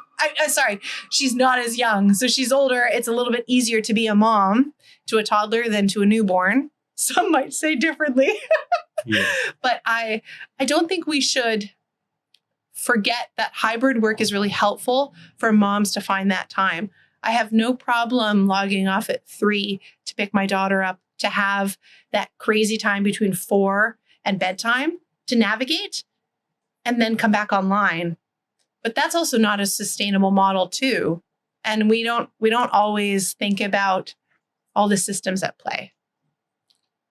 Firstly, thank you so much for sharing that, because, for especially the women listening to this, because you've lived it, breathed it, and you've been there, done that, and to hear it from you, it'll just hit differently, I'm sure, for them. So, and I'm always trying to learn. Like, I'm like, so how was it for them in this situation? Because, because I've seen, like, my friends who recently became dads or moms. Yeah. It's so different for the guy. Yeah. It's so different for the woman. Yeah. It's so different. It's not even close. Well, I feel pretty compassionate to the father in that dynamic, if there is one, that it's probably really hard because it's not really happening to you. You're just watching it happen to your partner who you love, ideally who you love. And you can't have, my experience is that men usually like to fix things or solve problems. And if they can't, there's a level of utility that is very complicated. And so you have to relearn how you want to be like a team, because you can't actually pick up a certain level of the tasks. And I think that there are many friends who go through a very complicated type of dynamic where you have to learn how to be this new version of a team, because now you're a family and you have another person in it. I don't know. I'm an only child. I should clarify. It sounds like you grew up in a way more diverse and multifaceted family dynamic. I had a lot of alone time as an only child. And I had my own opinions, and I had space to think, and I had time to just be introverted. And it got ripped away when I became a mom. And I don't think I was ready for that level of always being on for someone. I don't know what sibling dynamics are. Those seem fascinating. So mine, I think, was like multi-layered in that level of being connected or always on was new to me too. But I appreciate that it is not easy and I don't have the answers, and I made a lot of mistakes because I didn't see purpose in being a mom initially. I saw value in my marriage with my husband. I saw value in this beautiful thing that I created, and I consistently loved her. I didn't have intrusive thoughts in that way that many women have, but I didn't understand that that was allowed. Being good at that was also purposeful to others. I don't have solutions. I only kind of screwed it up. I see more purpose now. What's the difference between our parents and us is, like, they were just here a little bit before us. I know, you got to think about your fact. Your parents also didn't know the level that you don't know. That's weird. That's a lot of healing and that journey to realize your parents don't have all the answers. You got to figure that out. And personally, as I grow older, I realize that, they did their best. Like, I don't hold any grudges against them. I'm just like, they tried their best. They worked with what they had, and that's it. I don't want to constantly relive, but you didn't hug me or whatever. And not to diminish it for somebody else, where it's important. But for me personally, on my personal journey, I'm just like, it's all good. I've done some work in this area. Yeah. And I personally, not professionally. Okay, yeah. But I've I heard something that was interesting that gives me a little bit more perspective, is that your parents are just doing at least a little bit better as parents than their parents did for them. And so when we talk about generational trauma, that's really complicated. Like, we were obsessed with Encanto during the pandemic. That came out and we loved it. We watched it all the time. Those songs, amazing. But they're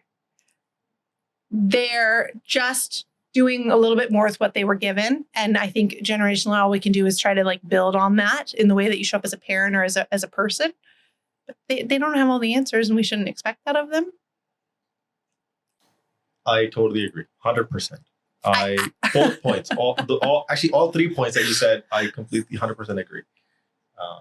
I actually should, now that I've mentioned Encanto inspired me to resign from Bridgeable. What? There's one of the songs, one of the aunts, one of the sisters sings a song about pressure. What? And I was watching this and I like burst into tears and it was like this very weird moment that started a series of reflections that got me to where I am today. So thank you. Was it Lin-Manuel? That this beautiful song got me to where I am. So wow. So maybe watch Encanto, but maybe also don't. Watch out for the song called Pressure. It can open up a whole box of stuff for people. It's amazing what like innocuous thing can trigger off something that's what's like simmering in your subconscious. Yep. I don't know if you've ever read that book on by Bruce Lipton. So he talks about the biology of belief, like the context in which your cells exist and how they relate to the environment is how they behave. Like that's a simplified version of what he said. He said it in a more poetic way. I butchered it probably. And then there's another guy. So one is Bruce Lipton and the other guy is Joe Dispenza. And then there's another book. If you read these two books, then you read Yuval Noah Harari's book. For example, the first thing that we're talking about is from these big households to my apartment, my washing machine, my place, how that came about, the role of like capitalism and the government in like doing that. Yeah. Really great context. And then how that connects back to, where Dr. Bruce Lipton, Joe Dispenza talk about something similar is, till the age of 7, you're in like the theta wave state, in that creative state. It's like what we experience like early in the morning or before sleeping. And that's a creative space where, when your kids are playing with sand and they're imagining a castle, for them, it's a real castle. Yeah. It's not sand. And then whatever you experience till the age of 7 is what you live your whole life. They're like, no pressure for parents. Yeah. What do you mean? Tell me more. What does this mean? Yeah. So you experience like emotions that you experience or tasks. So essentially it's like, because you're in a theta wave state, everything is getting downloaded to your subconscious. And you know how like people say like Tony Robbins or some of the other, like not Tony Robbins, but some of the cliched versions of, oh, I don't want to be mad. I don't want to be mad. That doesn't work. Yeah. That's kind of useless. So it's 99% of our life is just led by our subconscious. Consciously, we think we're making decisions, but we're not. Yeah. And that's all been programmed till the age of 7. Yeah. And then, so they're saying that don't worry about the past. And whatever has happened has already happened. Focus on now and moving forward. And so they talk about like meditative practices and ways to reprogram the subconscious. Sure. Not by affirmations, but by practice. I went down a little bit of a rabbit hole to understand more human behavior and psychology and stuff. I'm not familiar with it, but it sounds like I'd love to read a little bit more. I tried, once I watched Encanto and cried a bunch, I also started to explore affirmations and I couldn't find that they were successful for me because I didn't really believe them yet, which I understand is a part of the affirmation process. And then it was like, build your values list and try to understand what you care about, which was also really challenging. Like there's a level of introspection that I think people don't have time for. I certainly didn't have time for it, but I was in a moment of crisis on trying to figure out what I needed to do to put myself back together, essentially.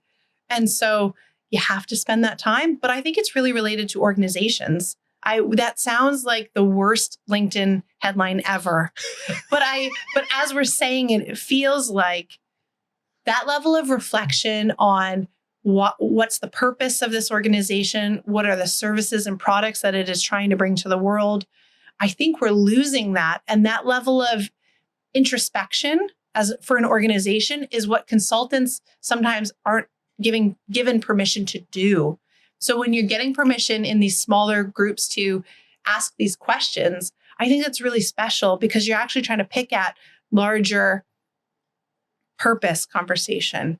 When we talk about like purpose-driven organizations, I'm not buying it. But I am buying when you start to be really open to collaborating around the tension. It's like, let's talk about it. Let's get it on the table. Let's figure out where you're coming from and let's do that. So I think they're really related. But when I think about fatigue, just like someone who might be too tired to have that conversation around what their value structure is, I think organizations are a little bit too tired to have a consultant come in to ask that. So then you have to whittle it up to something that's a little bit surface level and a little bit less impactful.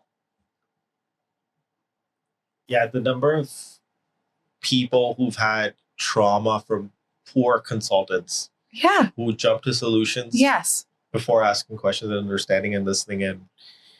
Of course. I love how you segued back into where we were. Actually, another thing is, and this is just more anecdotal experience, they're just beautiful words on a slide or a website, and like the ground reality doesn't match up to any of what's happening on those slides or on the website. Or even in the marketing communication. Marketing communication. Or in marketing, if I were to say. So that's one. So there's like this whole, like, it's all fluffy. Like, what is this brand? This is all fluffy. This is, oh, well, you're probably like in traditional marketing. Like, what is brand marketing? So there's a lot of fluff and like vagueness and non-measurable stuff all lumped into like, we don't have the answers. What is this touchy-feely stuff?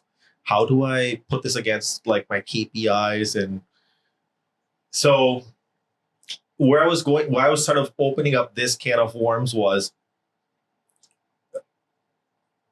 and it goes back to a couple of things. One is for strategy. Now, a lot of times when I am in a room called to do strategy, whether I'm in with marketing people, whether I'm with business people, product people, or name the department, it's typically people are sitting around a framework or some sort of a process that steps have to be checked off. And they're like, this is our strategy. No, that's not strategy. I think there's two really great, actually three people that talk about strategy in depth. And they've simplified it. No fancy words. One is Roger L. Martin. Yes. I love that guy. I love the level of simplicity he brings to the conversation because that also demonstrates his in-depth understanding of the subject. Like true mastery of it. But also I love that his optimism, like that optimism is necessary, right? Because it's an entry point for people to try to start to understand.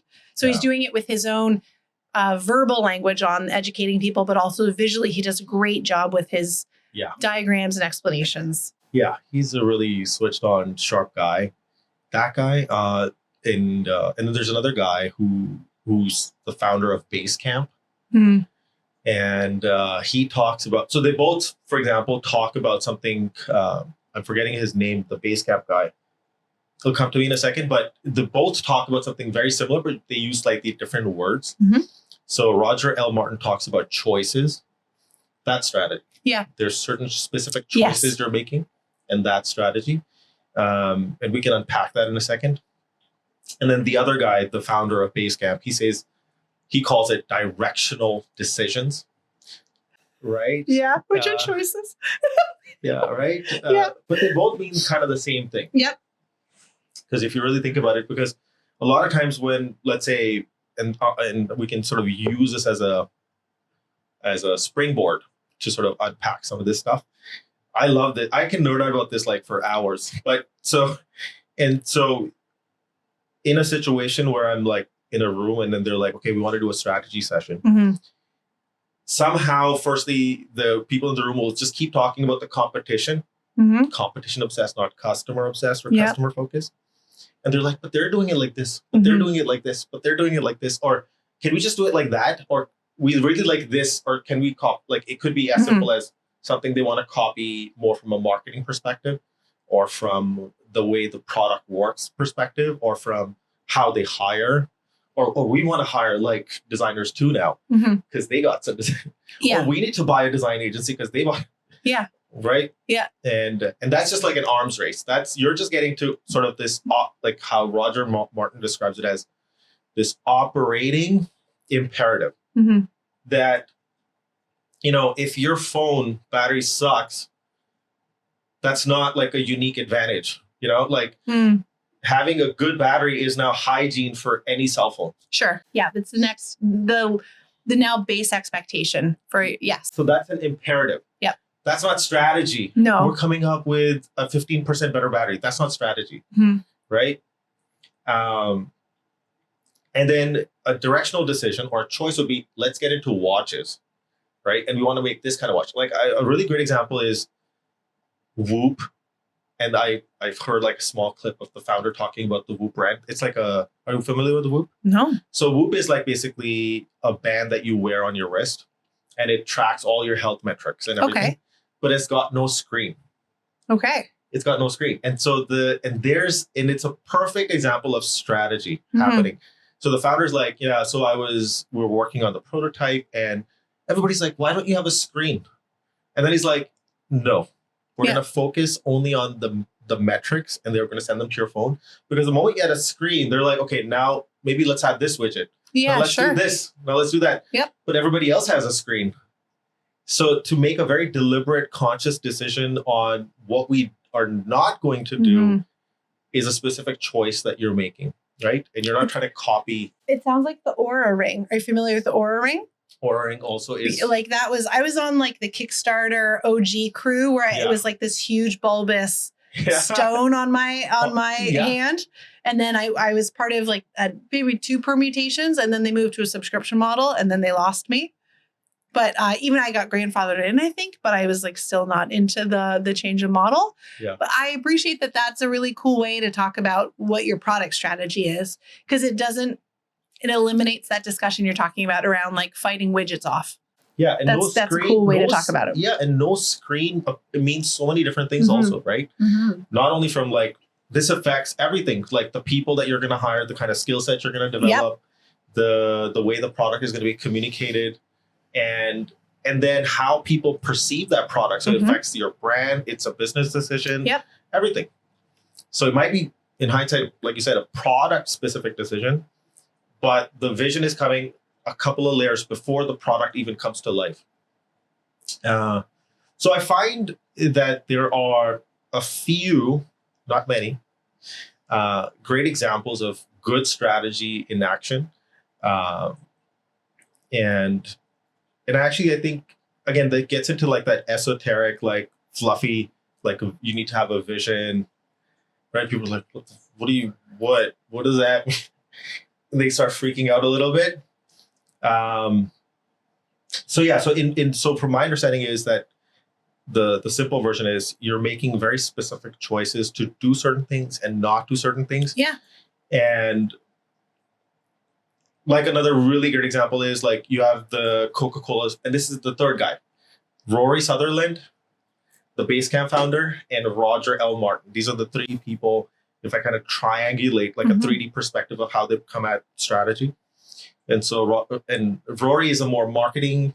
Yeah, he's great at stories. Like I want to listen to him tell me stories all day. I know. I love that guy. And also, so he talks about another really great example is like, so you have and you probably have heard of this, is so there's all these Cokes and Pepsis of the world, and somebody's sitting there, they're like, so what kind of product should we come up with? Should it be taste something like Coke and be cheaper, more quantity? And then you have Red Bull, which tastes hideous, is in a smaller can. That's strategy. Yeah. And even the way they execute all their social media, they rarely put the bottle in the center. It's all about the experience, right? That's strategy. And then there's all of these Me Too products that are sitting in the Walmarts and which nobody, which are sort of nowhere close to what. And by the way, the best Formula One team is, I just learned all this. Oof. What do you think is the best Formula One team? The best Formula One car specifically. Okay. First of all, there's many layers to it. I've just learned all of this new stuff from my cousins and stuff. Is actually the Red Bull team. They came and then they stole Ferrari's lunch, Mercedes' lunch. The difference is that Ferrari and Mercedes and all those brands have been there the longest, so they still command a lot of value. Yeah.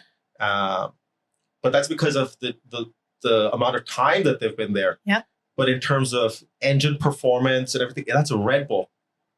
Okay, A but beverage now I have like 3 points to be made on strategy for you. Yeah. Because when you're talking about novel strategy for new entrants, new companies, startups, new products, that's strategy that is unencumbered by what currently exists.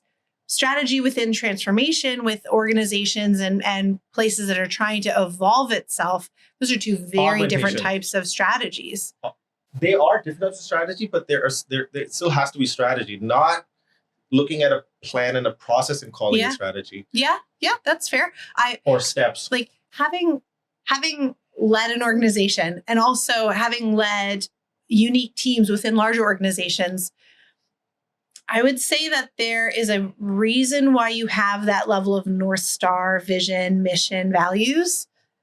But sometimes it feels like there is one that should be external and one that should be internal, because you need to be more realistic with what the current state is and what you're trying to achieve. I remember setting strategies and trying to say what we're trying to work towards and knowing that there were overt detractors to that strategy within the organization. But you have to simplify it a little bit to give it a chance in hell of being successful. And so that strategy, choices that you're making towards your strategy get to happen sometimes. When you're already in something that is a living, breathing organism, which an organization is, like a company just is that, there's so many moving pieces that you only have control over a certain amount of choices any given day. Like you can't exit all the employees that are against your strategy. You're going to hope that you can build a learning and development curriculum and experiences that win them over and bring them on side. Like there are tensions in strategy that we need to be more obvious with. I think that there's a certain amount of layoffs that are happening that are around that like culture and transformation. Unfortunately, there's a level of value that I don't think design teams have had where they're the brunt of a lot of the layoffs lately. But your strategy, sometimes you can't actually make the choices you want to make because there are 1,000 other variables at play. You can't always cleanly lead your strategy. And also it would be too hard to articulate the every single choice you might need to make. So I would suggest that you need your strategy to be a more succinct plan on a page so that you can actually implement it. There are many times when I was brought in to provide a playbook to a McKinsey strategy right after, because they had this strategy house, this graphic that would land on our desk, and it had 22 different pieces to the house. And then we were asked to create a playbook on how they can enact the strategy. And so I'm going to assume they're at $1.2 million to have created this house. And we were given $200,000 to make the playbook. That's where I think consulting strategy is lost. Because you're like, well, first off, we got to remove half the houses or more than half in this house because no one can remember it. If something isn't memorable, no one's going to be able to do it regardless of what choices. So every single person in your organization needs to make a choice 1,000,000 times a day. And if you can simplify where you're heading in 3 distinct phrases that are memorable, you have a chance that that person will make a choice that relates to that strategy. And that's why I think we should still have vision statements, but they need to be more succinct so that people know how to like empower those within their own roles. Because as soon as you make it too big or too like bulbous or a huge house with lots of rooms, there's no chance in heck that a person is going to be able to like make a choice that supports that strategy. I'm not going to deny, I do agree with a lot of the points that you made. Do you make strategy houses, or is that what you're going to tell me? No. But I do remember something funny first. Yeah. Is that the moment a business hires McKinsey, they're like, oh no, here comes the layoffs. Yeah. That's their reputation. Yes. And they deserve that externally. maybe that's the only things that get the bad rap, or maybe that's the only thing that gets the attention in the marketplace. What? Yeah. So okay, so that's the first thought that comes to mind. Mm-hmm. So number one. And number two is, of course, 0 to 1 efforts are very different in terms of, because you're coming up with something net new. And then you're absolutely bang on that when you're working within the constraints of a really complex organization, like a mature Fortune 500 company, Yep. there's a lot of people that are set in their ways, and change management becomes even more complex. And then there is John P. Cotter, who talks a lot about change leadership and change management, and why. I always was curious, like, why do they typically fail? That's what I studied more of. Sure. Like, why do transformations and change management and all that stuff fail? And so you're right. Like, it is very different. And how do you take something that's sort of up here at this level and bring it down all the way to the ground level? And I think I always think about this one example. It's like, how are people behaving, and who are they responding to and reacting to in the absence of of oversight. So that's number one, reflective of culture, and two, true strategy. And strategy, now I'll go back to the other thing that you were talking about. It's not something on a slide that's just a statement that's pretty, or a couple of like Venn diagrams. I think Roger L. Martin, if I use his example, he describes it in a much better way, is you have to think about it like a cascading. That first you have to recognize that the people at the front, on the front lines, they're interacting with your customers. So they have a very different perspective. Yep. Right. So for example, I love the airlines example because there's so many moving parts. Yep. That when you're checking in, how do they react to certain situations?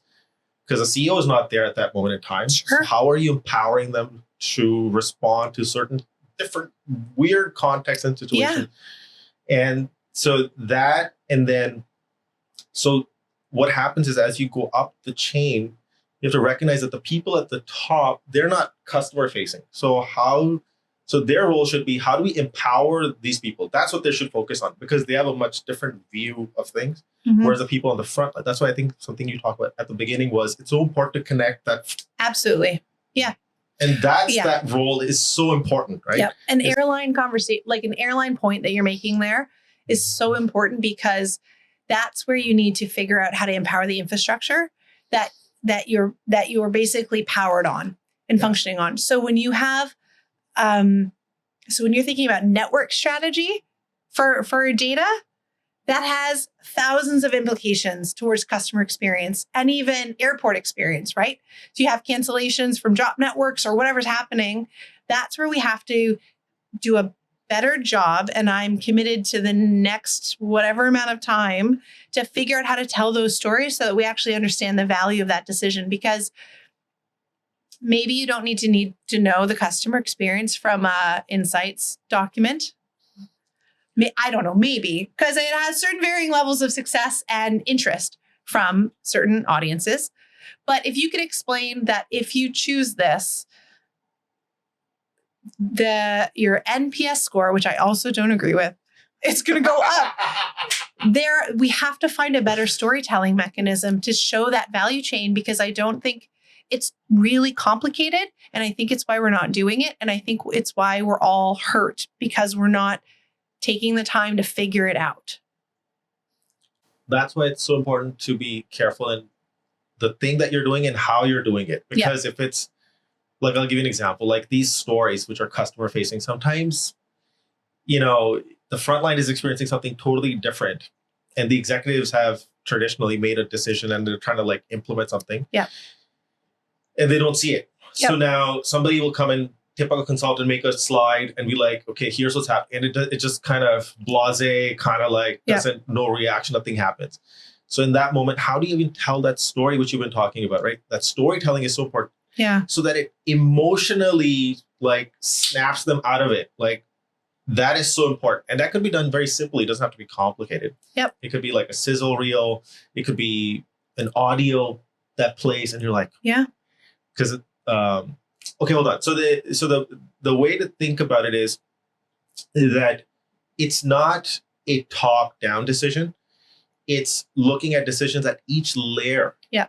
So, the executives, when they have made a certain decision, a certain choices of here's where we want to go, Mhm. and this is an established org, like Sure. now Roger L. Martin talks a lot about the P&G stuff that he did and like what category, like starting Olay, for example, was a decision choice that they made.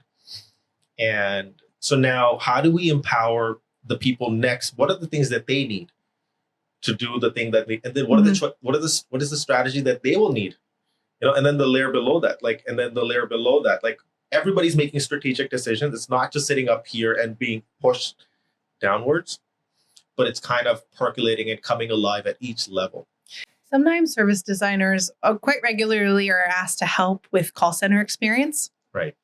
And then start to recommend that you create scripts. Right. Or you create dialogue guides. Right. Like stay within here, help them be helpful. Yeah. And I think sometimes that is a management, like a lower level management culture problem. That's where the chain is broken, because that means that the person is not managing the call center representatives in a way that those people know how they're supposed to act or behave at any given time or have those calls.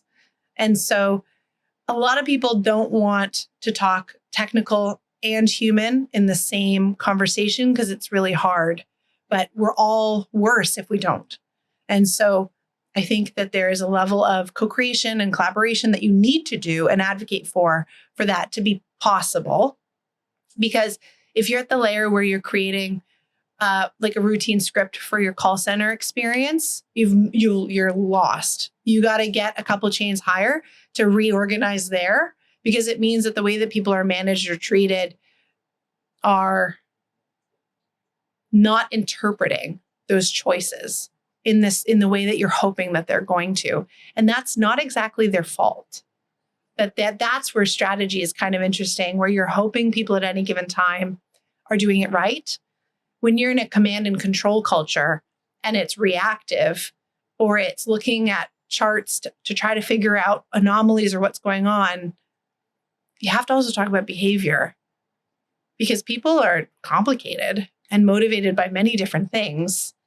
And so your spreadsheets are only going to tell you one layer to the story of the fact that people aren't doing a thing. Maybe it's just evidence that people aren't doing the thing you want.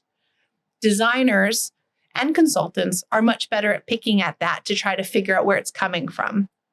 Holistic ideas think about it as actually 4 divergent variables that you have to figure out how to juggle together for the way forward. But people don't usually like that because it's not very clean.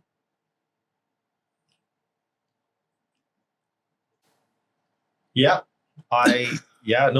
those are all valid points.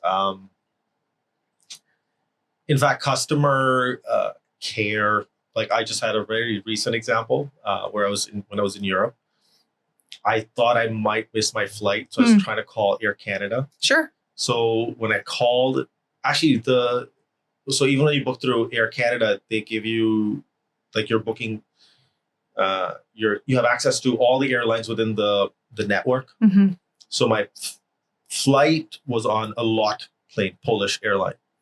And so I said I wanted to call them and say that I might get late, and do I still have a chance? Yeah.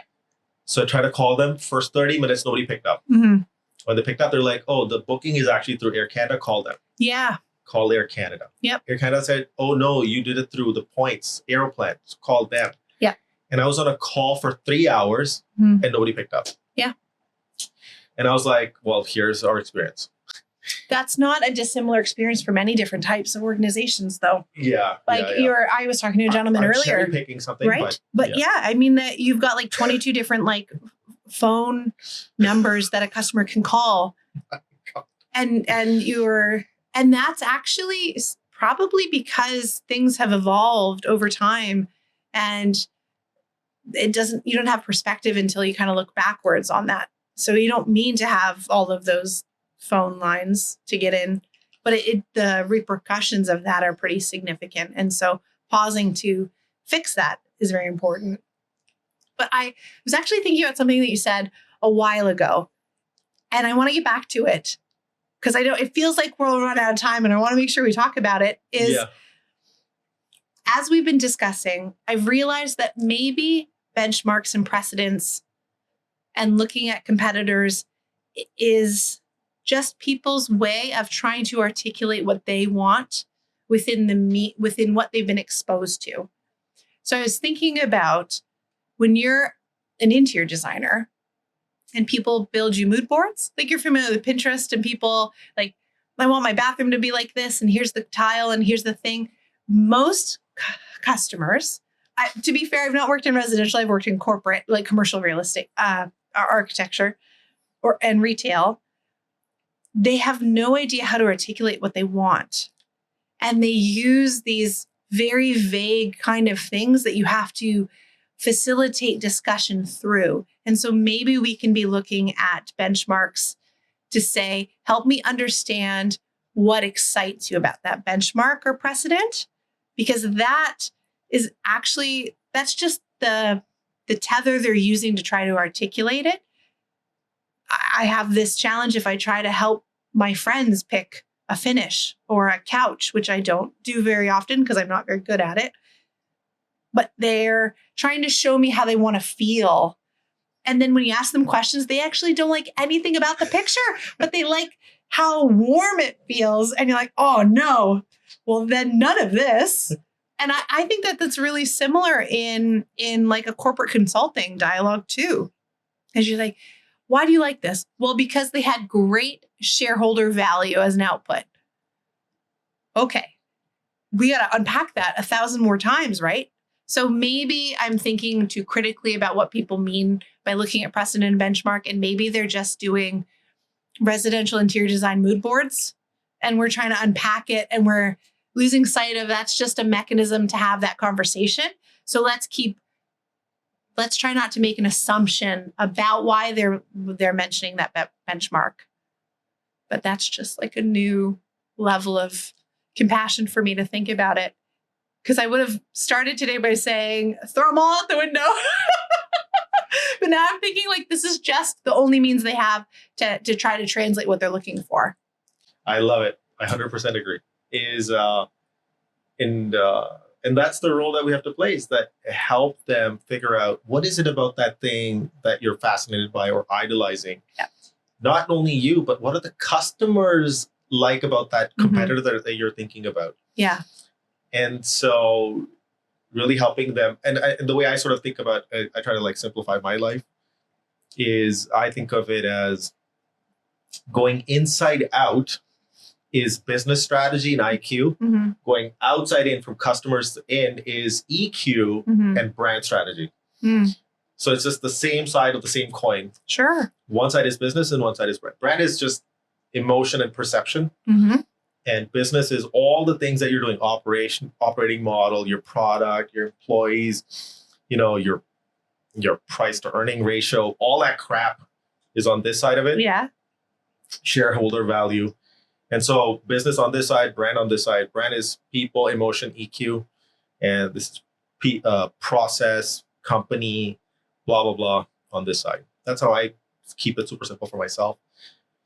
And so I 100% agree with you on that point, that they are limited in articulating it. And our role is to, as designers and as consultants, to help facilitate and connect the dots for them. Mm-hmm. And then they're like, oh yeah, that's what we were thinking the whole time.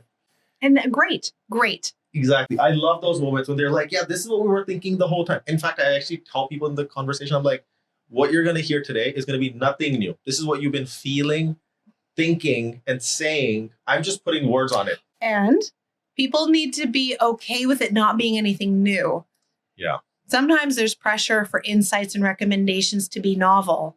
Yeah. And I think we miss out on the fact that if this continues to surface anymore and it feels obvious or like you've heard it 1,000 times, we need to unpack why you're ignoring that insight. Yeah. Like sometimes we've done research work and then people say, well, this is nothing new.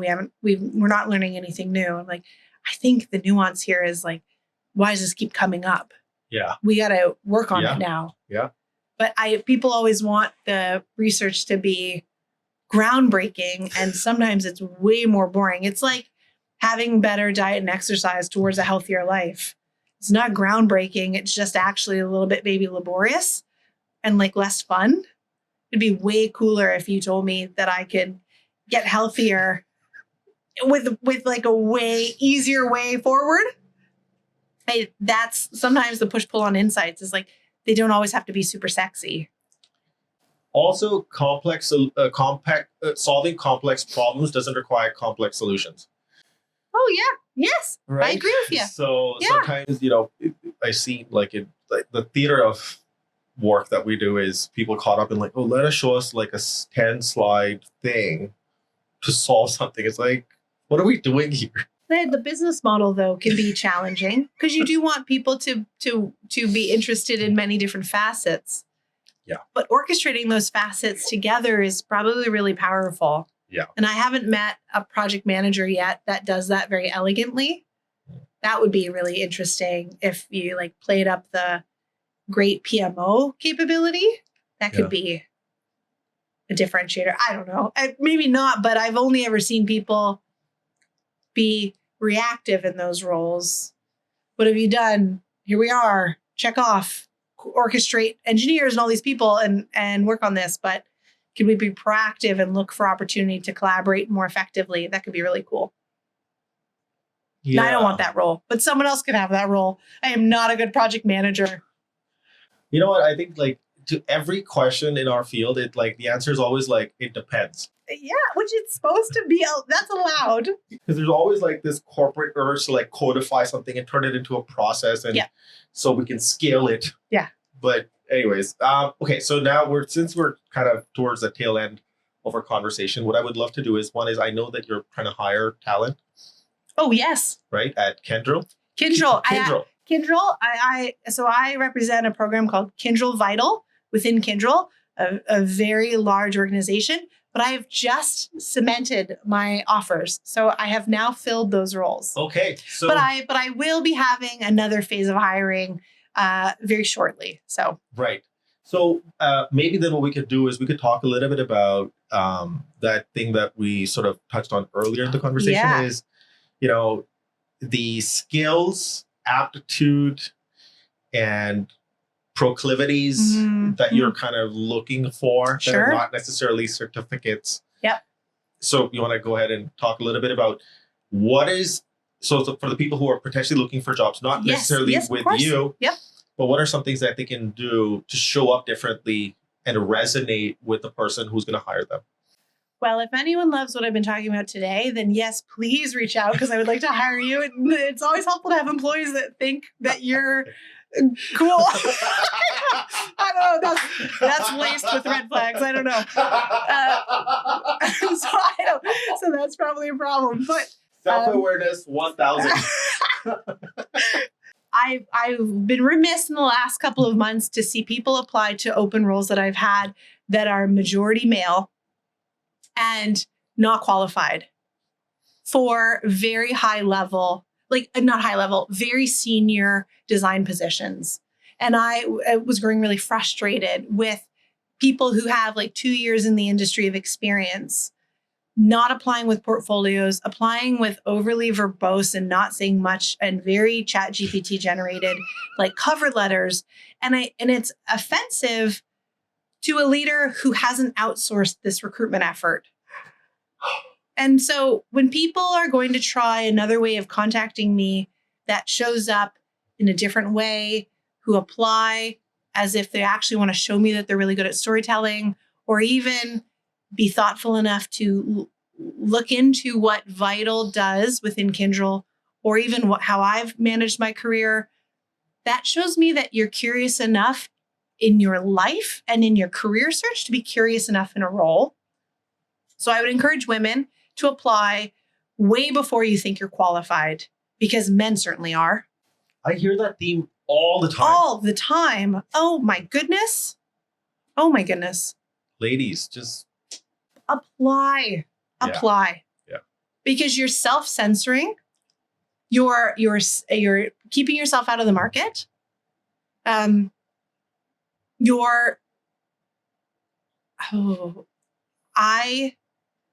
AI dinged me out of this job that I currently hold when I applied. Like when I applied into the function, it rejected me. And so I took that as an opportunity to message our global leader of the team and said, I think you've made a mistake. I am exactly the role that the person you're going to fill that role with. And then that took a series of interviews to get there. And I love that. And so, well, I don't know how they're going to feel about me sharing that, but that's important, because what that told me was that leader, there's a process that's broken in there, but that leader actually does want me and a person that's going to talk like that and bring that to them. And I have felt empowered in that way ever since. But if I had just stopped at that first rejection, which I know some sort of like AI read my resume and misinterpreted it, because it probably went Bachelor of Interior Design, get out of town. And so I was like, no, I've done like a whole lot of cool stuff. And I am very capable to do this job. Let me try another avenue. Women aren't doing that, in my experience, in these roles. And I wish they would do it more. Because what are you going to get at the back end of it? Nothing. There's no shade or problem with trying. The only other part to that where I'm not seeing women applying to these roles is people who aren't living design are applying for design roles.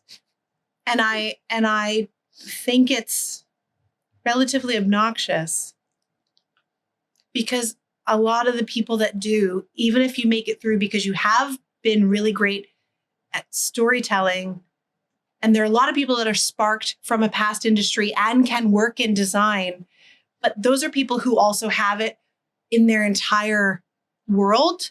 And you can tell in the interview who's just put it through a process, or people who don't have like a digital presence, or their personal brand is not easy to find. It's really easy to figure out who's living and breathing exploration and curiosity. And so the people that I have really loved hiring in my latest round are people who surprise and delight the audience and the panels and the people in many different ways. What they're wearing as a reflection of who they are, how they show their level of curiosity, what they're building as a hobby on the weekend. That level of expert generalist is who I'm looking for in design strategy, because that's very important, because you're going to be asked to solve 1,000 different types of challenges and it's not going to be clear. And I want you to be excited and not nervous or daunted. Me secretly daunted, but like, guess I got to go figure this out, right? That's that level of employee I'm looking for, regardless of format. And so I don't always see that with people who have gone to a boot camp. And sometimes I have, and I've employed them and they've been awesome. But more often, I want the novel storyteller or the person that didn't apply with a resume, but applied with their video resume or something like that. A much more successful employee in my leadership style than others. Oh, I love that. That was brilliant. In the sales cycle, as the person is making the person who's going to hire you, they're making the decision, or a company is buying from you. Yeah. Every single interaction is a moment to demonstrate what it's going to be like to work with you. Yes. Yes. And so, and plus all those attributes that you're describing are very infectious. Mm-hmm. When you it puts other people around them also in that mode, because they're just typically eternal optimist kind of personalities, which I think you come off as, you know. And, I'd like to steal it from George I like a pissed off optimist, like always a little bit annoyed and angry at the system, and has enough ego to fix it. Oh, I love it. That's where I'm coming from. Like, that's way better. No, I've got to do that better. So George says he's a pissed off optimist. I love that. I'm going to use that now. I love that myself personally. And I think what you're basically saying in different ways is that, you know, you're an A player and you're finding A players. That's it. And that's the 5%, right? I'll take that. Right? I like that. I'll take that compliment. Thank you. And all the people who don't like who've had bad experiences with Andrea. Oh no, don't say You're that. not. You're probably a B or C player. Oh no. Oh, that's very self-aggrandizing and helpful, but oh my goodness. You go, girl. Oh man. Well, thank you. Okay, so there's I know, like, look, there's a lot of different topics and themes. Sure. And I know that I had so much fun just following my curiosity and just learning about different things and how you think about different things. That's what I've had a great time. Thank you for having me. And I can't believe so much time just flew by. Wild. There was a grocery delivery that happened in the middle of all this. What we're going to do now is we're going to play a little fun game where I'm just showing this to the camera. This is a book called 3001 Questions All About Me. And you're going to pick a number between 1 and 3001. Okay. And then after that, you're going to tell the audience where people can find you and what is your preferred method or how you would like for people to reach out to you. Oh, interesting. Okay. So first, yep, you got to pick a number between 1 and 3001. 3001. Okay, cool. Has someone picked that number before? I think so. Okay, wait. Let's do like 299.9. Is that better? Okay. So it's, the last person did 3001. Okay. Like 299.9. Is that okay? Yeah. Okay. And this is you. This is your reading. Actually, you can read it because you're here. I usually have to read it because I'm online. Oh, sure. Okay.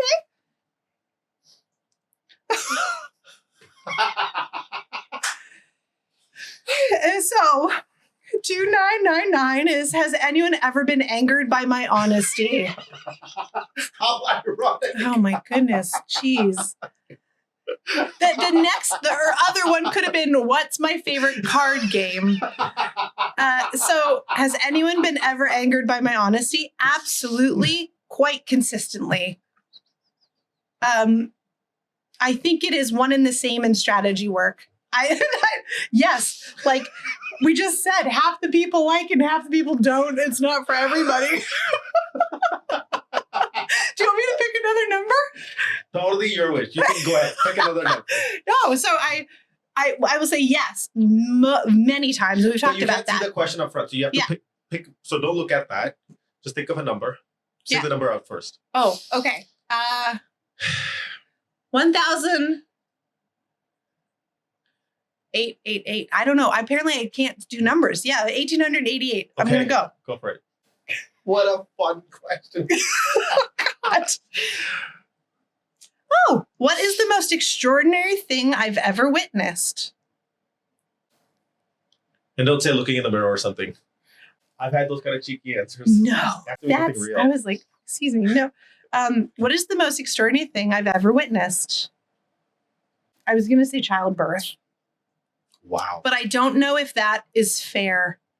Yeah, I'm going to have to say the level of care and compassion and utility of the care providers that I had at the hospital when I had a traumatic birth experience.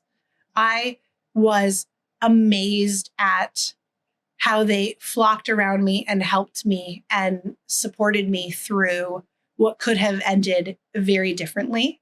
And I was so enamored with the type of education and career that someone who's an L&D nurse chooses to go into. It was extraordinary. It felt like my L&D nurse that was responsible for helping me birth my child was an angel. Flew into action. All of these things, brought all of this medical expertise and knowledge and precedent to this moment, made me feel like the most special thing in the room, helped me survive this, helped my baby survive this, supported my husband. And that was just a random day. And that person probably did that 3 more times during that one shift. And that is so amazing. That experience actually inspired me to go into healthcare transformation as my next career, despite the trauma that was also informing that decision on purpose. I went in there wanting to help the healthcare system because I was flabbergasted that a person, that's their career path. That is so important for our world. And I don't think we give it the time of day, or like, I am not the only mother or that she helped that day.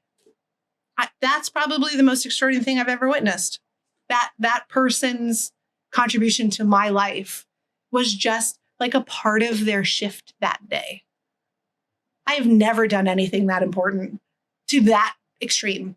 Maybe like bringing the child into the world, but that was just like a random part of my life. That's not my career choice. There's something so deep there, is that something that you might be doing effortlessly or something that you're just doing in routine, you don't know how that's impacting somebody else. Yes. She changed my life. Yeah. And she helped my life stay in a positive way. Like, she changed my life and had a huge impact. And I think we think about the impact that first responders, shift workers, and other people that are less, the compensation is less than other types of work. And it just floors me. Wow. That's another incredible and personal story, and I really appreciate it. And I'm sure the audience will appreciate it too. So that's a good one. Wow. Yeah, that was much better than doing anger people. Yeah, all the time. I'm sure you didn't want to give that impression as a final note. Oh, I'm so sorry. No worries. So what we could do now is, one is, firstly, where can people find you? But also, before you say that, if you want to take a second, think about what do you want to leave the audience with? Are there any like final words, wisdom, or something you want to summarize, or something that we missed? The floor is all yours. And then how can people reach out to you? I think I would like people to really consider well-calculated courage. These moments of courage that I've talked about, or these moments of impact that I'm trying to drive towards for strategy and design and consulting, are not uncalculated. They are taking all those variables and bringing them together to try to help someone go forward. So while you talk about being less prepared or overtly less prepared, you're really trying to figure out the objective that we're all going towards. And that's where your courage can come from. I'm not telling you to just like shout in the middle of a meeting that you think that doesn't have an agenda. I'm saying like calculated courage is really interesting and really helpful for all of us to have better lives. And so it's calculated courage, I think. It's not just blatant courage constantly. There's a time and a place to find diplomacy in those moments. And if people want to find me, I like to say that I talk a lot on LinkedIn and do snippets and share some of those. And they're usually an amalgam of my career, whatever happened that week within work, and my own personal reflections. And so please do share and explore. That's really how people reach out to me, is in my LinkedIn DMs. I give a lot to my career and to my job. And so I try to protect other social platforms that I'm on. So most of those are private. So you can find me on LinkedIn. Fantastic. Okay. And final words? Thank you for having me. I've had a really nice time. Am I allowed to say that? Of course. I've had a good time. Thank you. That's part of my guest experience. Well, I could have used more chocolate based on, I think other guests get chocolate and I didn't get chocolate. So I will remember that. Yeah, I think there's always like, what's that saying? Nobody's perfect. Fair. I'm sorry. I'm sorry for criticism in the last moment. I had to get it in there. No, all feedback is a gift. As cliche as that may sound. But this was I really enjoyed this conversation because, typically when I'm looking at watching podcasts which are typically like industry kinds, they're like they feel so scripted, and like they're going from like, okay, one topic to the next. And so I try and have these sort of organic, little bit messy. Yeah. Wait, and typically like, how you would have a fly on the wall and there's just two people talking and they know they're not being recorded. Yes. That's what I try to aim for. For better or for worse, that is what this has been felt like. So I hope I've appropriately represented myself and my thoughts. But yeah, I love the way that we've talked about this because it's felt very authentic to how strategy actually plays itself out. There's not one way to do this. And so the messiness of the conversation is hopefully a metaphor for strategy that I can't define. Yeah, love it. Thank you so much. Thank you for having me.